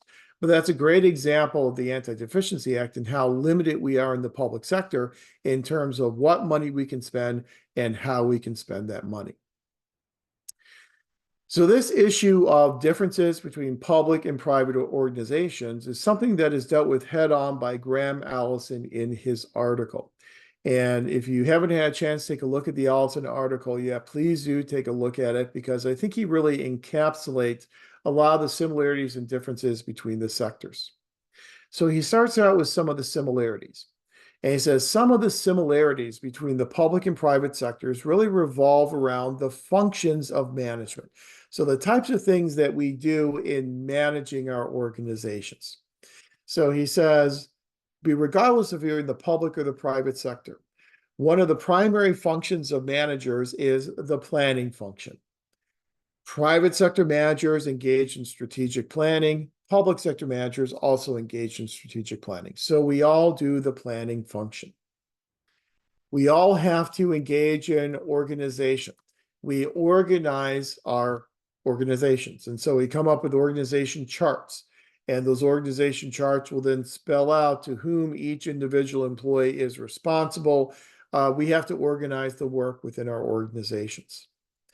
All managers, public and private, all have to engage in staffing. We have to hire people and we have to bring people into our organizations in order to get the work done. Both public and private sector managers engage in directing. Once these employees are in those organizations, they then have to direct these employees in terms of what to do on a daily basis and how to do those jobs. All public and private managers have to engage in coordination. They have to coordinate the efforts of all the units and departments and people within our organizations.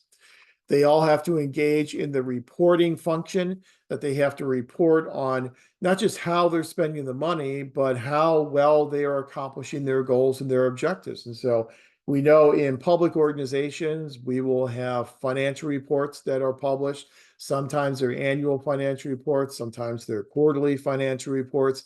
Private corporations will do the same exact thing. And then budgeting. All organizations, in order to survive, must raise money. Now, the money will come from different places, but they must have the money in order to keep the organization operating, to pay salaries and do what they need to do to purchase supplies. So these functions of planning, organizing, staffing, coordinating, reporting, and budgeting are similar between public and private sectors. So what we do is very similar. The difference, according to Allison, is how we do those functions. How we do those functions is what differentiates public versus private sector. So you think about strategic planning. How we do strategic planning in the public sector does tend to be a little different than the private sector.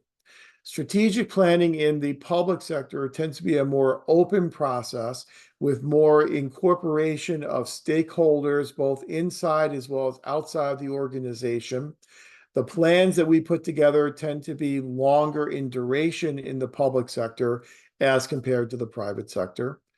The planning that we engage in the public sector is much more subject to interruption and intervention than it would be in the private sector, because in the public sector, it seems like we're always putting out fires, so to speak. And so it's difficult to plan when you're always attending to emerging and immediate types of issues that require your attention. So we both plan, but how we plan is a little bit different. Think about staffing. Yes, we both have to staff in the public and private sector, but how we do that staffing is certainly going to be different. If you're working in the public sector, you know that it probably took quite some time for you to get hired into your position. It may have taken 3 or 6 or 9 months, because hiring is very protracted in the public sector, because we really do need to make sure that we are hiring people with the requisite knowledge, skills, and ability to do the job, and that we're also hiring people in a fair and an equitable manner. One of the additional values that underlie the public sector is the value of representative bureaucracy. So you want to make sure that our organizations reflect the populations that they are serving. So we'll do a lot of targeted recruitment. Here at Long Beach, whenever we go out there and recruit a faculty member, it's a long process. And we have to have our job listing vetted and approved by the Office of Equity and Diversity. Before, if we don't get it approved, then we can't go out there and advertise. Once we start soliciting applications, we get our applicant pool together. That initial applicant pool then must also be approved by the Office of Equity and Diversity. When we then select our semifinalists to make our calls to and interview them on the phone or via Zoom, that again must be approved by Equity and Diversity. The questions we are using must be approved. The pool must be approved as well. When we decide which 3 faculty candidates to bring to campus for in-person interviews, you guessed it, those interview questions have to be approved, as well as the finalist pool. And so there are a lot of steps that we go through. And so if we put out an advertisement for a faculty position in July, we're probably not going to extend an offer to an applicant until probably late February or early March, if everything goes very well. Your organizations are probably very similar in that type of regard. The people we are hiring to work in the public sector are typically civil servants. I know Kelly mentioned the idea of civil service in her presentation tonight. Civil service obviously means we're hiring people based upon their qualifications, rather than hiring people based upon the political party that they voted for or supported. So when you're hiring civil servants, it means that they have civil service protections. They can only be demoted or sanctioned or dismissed for cause. And so if you want to dismiss an employee in the public sector, it is possible. However, you're going to have to document all those deficient performance examples and then provide opportunities for training and development. And you'll have to document this entire process, create this paper trail before you'll be able to dismiss an employee. Contrast that to the private sector, where generally employees in the private sector are at-will employees. So they serve at the will, at the pleasure of the organization. And so as at-will employees, you can hire someone the same day. And maybe you'll drive down the street and you'll see these signs of places that are hiring, and they'll say, start today, get paid today. You can actually start the very day that you have applied, because you're working at the will of the organization. Which means you can be dismissed at the will of the organization as well. So staffing is much different. And not to belabor it too much, and pull out another one, budgeting is much different. The money that we rely upon in the public sector comes primarily from appropriations. The nice thing about appropriations is appropriations tend to be relatively stable. And so what you'll get this year is oftentimes based upon what you were appropriated last year. We'll add on maybe 2 or 3% to keep up with the cost of living, make this COLA type of adjustment, but it's pretty stable type of funding. However, in the private sector, the money you operate on is going to come from your profits. And so if there's a lot of competition in the market and other corporations start stealing your market share, your profits are going to go down. You're going to have less money to operate on in the future. The money is much more transient and temporary in the private sector as compared to the public sector. And there are profound implications for that. If you are relying upon appropriations in the public sector, then the literature tells us there may be less of an imperative for public organizations to be efficient because they know they're going to be getting the same amount of money or more next year, so they don't have to be as efficient in how they spend the money this year, as opposed to the focus on efficiency over in the private sector. So to kind of recap the Allison argument, again, it's not what we do, it's how we do it that differentiates between the two sectors. As we already mentioned, in terms of staffing, you have a career civil service in the public sector. You don't have that in the private sector. Overlay on top of that career civil service, the existence of public sector employee unions. Public sector employees are unionized usually about 3 times the amount as private sector employees. So you've got a lot more unions floating around in the public sector. Those unions, through the collective bargaining process, will then produce these collective bargaining agreements. Those collective bargaining agreements will then lay out the regulations in terms of how people are evaluated, how people are promoted, how people are disciplined and sanctioned. All that's going to be spelled out in your collective bargaining agreement. So you not only have career civil service protections you have to be mindful of when you're managing personnel, but you also have all these provisions in the collective bargaining agreement. What that boils down to is the fact that public managers typically have less direct control over their personnel than what we'll typically see over in the private sector. Performance measures are different between public and private organizations. In the public sector, we are creating goods and services that are more qualitative in nature. So things like enhancing the quality of life of a citizen is a relatively qualitative type of measurement. In the private sector, you go back to the world of economics, they love to talk about products such as widgets. So you have a widget factory that's producing these widgets. These widgets are relatively easy to measure on a quantitative basis.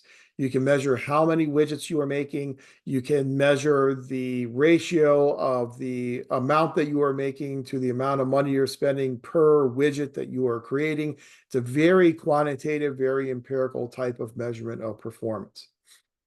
Not having quantitative measurements of performance in the public sector will have profound implications as well. It makes it more difficult sometimes for us to do performance evaluations of our employees. Also makes it much more difficult for us to establish the metrics to motivate employees in the public as compared to the private sector.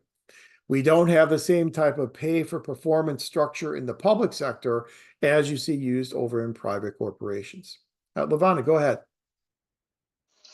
You said that it's like you were just saying that the public sector doesn't use as many quantitative measurements, but why is that so? Yeah. And Because we, yeah, I'm sorry, just go ahead. explain. Yeah, no, yeah, just explain. Yeah, Thank no, you. that's a great question. And we do use some quantitative measures. It's just we tend to have more qualitative measures along with those as compared to the private sector because a lot of the things that we are creating, they're just more difficult to measure. And so, like as a quality of life is a very qualitative type of measurement. We can try and come up with some metrics to measure how someone's quality of life has improved, but it's much more difficult to measure that with numbers as opposed to something that's produced in the private sector. You think about something like an organization, a government organization that's trying to, since we're in an election year, get people out to vote, and they're trying to increase voter turnout rates. Voter turnout rates are determined primarily by this thing that political scientists call efficacy.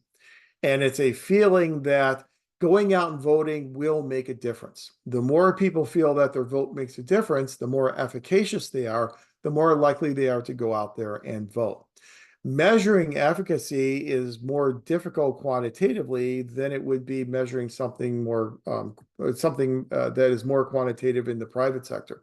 So how you measure someone's feelings that voting will actually make a difference. You can survey them, you can give them a questionnaire and ask them, how confident are you that your vote will affect the outcome of the election on a scale of 1 to 10.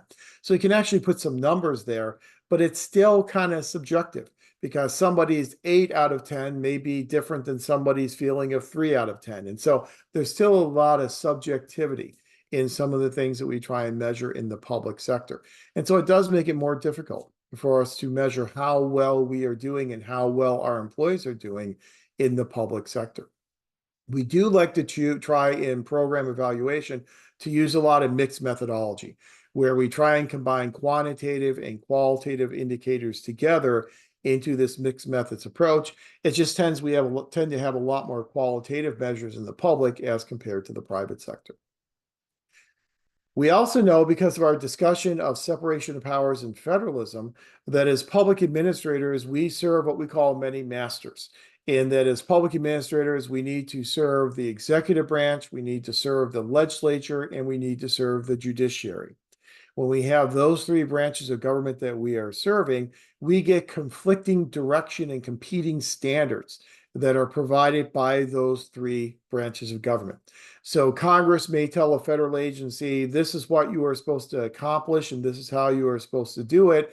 And then the White House may come along and say, no, we want you to do this instead. So, think, for example, like in the Reagan administration. So Congress had empowered this new organization called the Department of Education. Department of Education was carved out of the old Department of Health, Education, and Welfare. And it was given a charge. It was given its goals and objectives from Congress.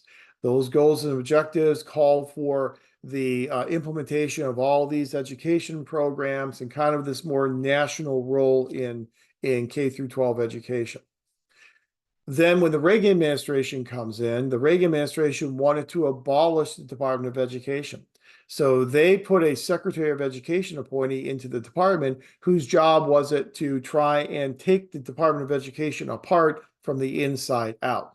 So you've got conflicting direction from the White House as compared to the direction that the Department of Education got from Congress. Obviously, the Department of Education survived that because the Department of Education is alive and well today.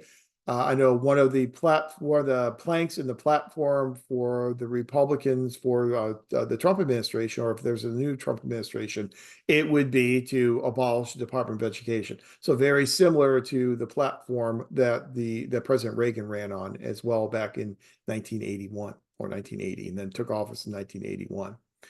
So you've got those competing standards from different branches of government. You also have these competing standards that come to you from our intergovernmental system as well. So the federal government may say, this is what I want you to do. State governments may tell local government, no, we want you to do this. So think about this in terms of environmental standards. So standards such as fuel efficiency standards. Here in California, the state has promulgated some relatively strict fuel efficiency standards. In the last administration, the White House came in and said, we don't want you to have those strict fuel emission standards. We want you to loosen your standards. And so here you go with one approach from the state and a different approach from the national government. Think about that also in terms of historically marijuana law and marijuana enforcement. So you have all these states that were legalizing the recreational use of marijuana, but you still have marijuana as a scheduled drug in the federal drug schedule. And so you had marijuana use, recreational use being against federal law, but being in compliance with state law in several states. And so those competing standards and directions can make it difficult for public organizations. Clearly, we operate in the fishbowl. It's what we call the fishbowl effect, in that we are subject to a lot of public scrutiny. Years ago, one of the major networks had a program that they ran on every Friday night in the network news that was called The Fleecing of America. And in The Fleecing of America, they would pick out an example of a public organization that was spending public taxpayer money in what they deemed to be an inefficient or ineffective way. You see that as a focus on public organizations, much more so than focusing on private organizations. And rightly so, because in the public sector, we are managing public taxpayer money as opposed to private funds as a private corporation would do. So we're subject to a lot more scrutiny in our operations in the public sector. And we talked about a lot of that scrutiny last week. We talked about things like the Brown Act and public records requests, and we kind of covered that transparency that we have here in California last week. Persuasion. Leaders in public organizations need to use their persuasive skills more than leaders in private corporations. And the reason for that is that public sector leaders and managers oftentimes have less direct control over their employees. They have less direct control because of career civil service protections that employees have, because of provisions in the collective bargaining agreement. So instead of being able to tell an employee, you must do this and this is how you do it, instead you may have to persuade that employee and use those powers of persuasion. The world of political science, there was a great example when Eisenhower was elected president and replaced Harry Truman when his term was over. Truman said that Eisenhower would be the most frustrated man in Washington, D.C., because he came from a military background. He was used to telling people, jump, and people would say, yes, sir, how high? Once you become president, you're not really able to do that anymore. And you have to operate within all these limitations of what's called the institutional presidency, and you have to persuade people. And so, as Richard Neustadt tells us, the most effective presidents were the presidents who had the power of persuasion. So we've got a lot of different characteristic processes that are operated differently in the public as compared to the private sectors. That will again give us some justification for why we study public organizations differently. Now, the one we haven't mentioned yet, or very much yet, is this idea of the profit motive. When you'll ask most people, what's the difference between the private and the public sector, they will say the bottom line. They'll say in the private sector, there is a bottom line, there is a profit motivation. You don't have that profit motivation over in the public sector. That is true to an extent. It's one of these arguments, like we always say, is necessary, but yet not sufficient. So the profit motive is a necessary difference between the two sectors, but it is not solely sufficient for distinguishing between public and private organizations. And the reason for that is there are private non-governmental organizations that are nonprofits. When you see nonprofits all the time, perhaps you work for a nonprofit. A nonprofit is a private non-governmental organization, but it still is nonprofit in nature. And so it does not operate to make a profit, even though it is private. But on the other side of the coin, you then have some governmental organizations that are called government corporations. So things like the United States Postal Service. The Postal Service is a government corporation. It is owned by the government, it's owned by the public, but it operates to make a profit. Now, it's not always successful running a profit every year, but it's a government corporation that is allowed to run a profit. So there's a public organization that does have a profit motivation. So there are some quirks here so that a profit motive is not solely sufficient for distinguishing between the two sectors. To really distinguish between the two sectors, we've got to go back to Graham Allison and look at how these characteristic processes differ between the two sectors.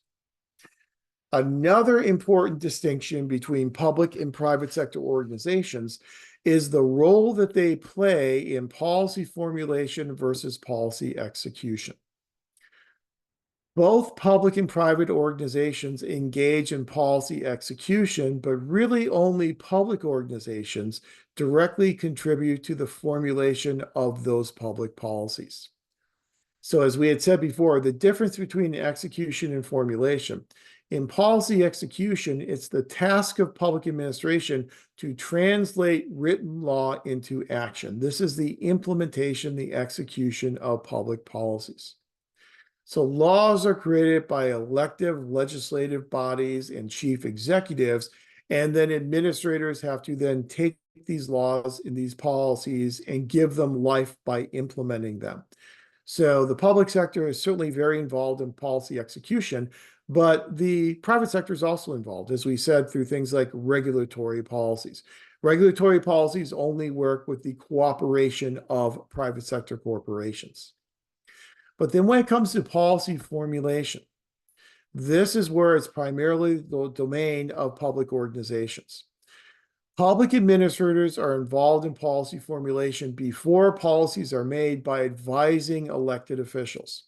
So as elected officials, as legislators start to put these policies together, they need the expertise of members of federal agencies.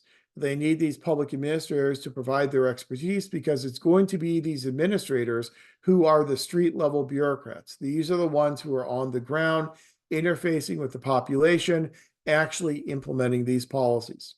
So we advise elected officials before policies are made. And then after the policies are adopted, we then have the responsibility of making sense of how to implement those policies. And we make sense of implementing those policies through this process that's known as administrative rulemaking. And in the administrative rulemaking process, it's up to those administrators to recommend rules that will then govern the implementation of a policy. And so in this rulemaking process, they will propose rules that will govern implementation. They will then notice the public that here are new rules that this agency is planning on adopting. They will then have to solicit public comment, and they'll have a public comment period of time, oftentimes a 60-day public comment period, where members of the public can then make comments and let their voices be heard about these proposed rules. Oftentimes we'll have hearings on those proposed rules. Once that period of time for public comments is ended, then the administrative agency will adopt those rules, and those rules will then govern the implementation of the policy. In writing those rules, we are involved in policy formulation. We are really giving life to those policies and saying, this is exactly how these policies should be implemented. These are the ways in which we'll determine eligibility for entitlement programs. Those are what those rules will end up doing. By involving public administrators in policy formulation, we have seen a couple of different things occur as a result of that. One thing that has occurred has been an increased technicality of public policy. Public policies have become more technical in nature because they are fashioned with the specialized competence of administrative agencies. So once you bring these agencies in and then you allow them to apply their expertise to policy formulation, we have seen those policies then become very technical in nature with a lot of jargon and a lot of specifics. So our policies today are a lot more technical than perhaps they were 50 or 60 years ago. And a lot of that's due to the role played by these public administrators. Also, when you bring public administrators into the process of formulating policy, you are also then giving more power to the chief executive, because these public administrators are working within these public organizations that are part of the executive branch. We know from our reading of the Constitution in Article 2 of the Constitution that the president is established essentially as the chief executive. The president has the ability to appoint people to the heads of these agencies and departments, and then also has the ability to require the opinions of these executive officials. Those two constitutional powers of the president puts the president in charge of the federal bureaucracy of the executive branch and of all the organizations that are within that executive branch. So kind of indirectly, by involving public administrators in policy formulation, we are then also expanding the power of the chief executive. So it is important to know that today we have public administration involved in both policy formulation as well as execution, whereas we have the private sector primarily involved in execution. Because of all these differences between public and private sectors, it provides us with this justification for why we are here tonight. why we are in a MPA program as opposed to an MBA program. There are certainly important differences between the two sectors, and those important differences suggest to us a different and new and different and unique way of studying those unique organizations, which then gives us the basis for public administration as a separate field of study or as its own standalone academic discipline. Where we will pick up next week is we will pick up with this question of public administration. Is it an academic discipline or is it a subfield within another academic discipline such as political science? And the way in which we'll approach that question is through the Woodrow Wilson article, The Study of Administration from 1887. So please do take a look at the Wilson article. We will kind of dissect the Wilson article next week, and we'll talk about the politics administration dichotomy and how it's not really as true today as it may have been back in 1887. And then we'll answer that question of, are we a discipline or are we merely part of another discipline such as political science? And that's an important discussion for us to have in an introductory course because you're in an MPA program. So it's important that you form an opinion about whether or not public administration is truly an academic discipline. Because if it's an academic discipline, it means that there are unique approaches and methodologies that we're going to use. If it is just a subfield in political science, it means we are going to borrow and rely upon a lot of the methodologies and approaches that were developed by political scientists. So we will have that discussion next week. Then after we have that discussion next week, in the second part of class next week, we will then move into a discussion of the evolution of public administration literature and how the approaches we have used to studying public organizations, how those approaches have evolved from the late 1800s to the current point in time. So after next week's class, you'll have what you need for scenario number 4, as well as scenario number 5. So for next week, the midterm assessment is not due, but what you do have due next week is your next Canvas essay. And in that Canvas essay, you're going to take the information we talked about tonight and use it to differentiate between a public and private organization. So what I'm asking you to do in that Canvas essay is to take a public organization and compare it to a corollary organization in the private sector. What are two primary similarities between this public organization and an organization in the private sector? And then what are two differences between the public organization you select to discuss and a private sector organization? You do not have to use your own organization if you're currently working in an organization. I know that can get kind of sensitive sometimes, so you don't have to use your own organization. You are certainly welcome to. But if you don't want to use your own organization or you're not currently working in an organization, just think of a public organization that you are interested in or perhaps you want to work in someday, and then use that as the subject for your next Canvas essay. Any questions? We have only a couple minutes left tonight, but any questions about any of this information that we have covered this evening? I have a question about the advancement form, if you have a minute after class is over. Sure. Yeah, absolutely. I'm happy to answer any of those questions. So sure. Are there any other questions on anything else? And then we'll stop the recording and then I can certainly answer that question for you.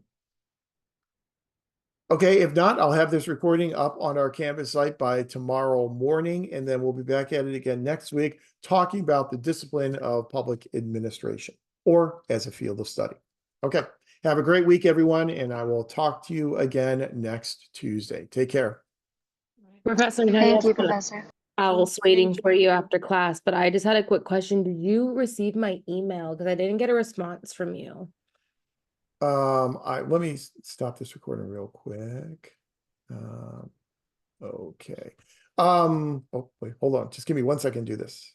No, you're fine.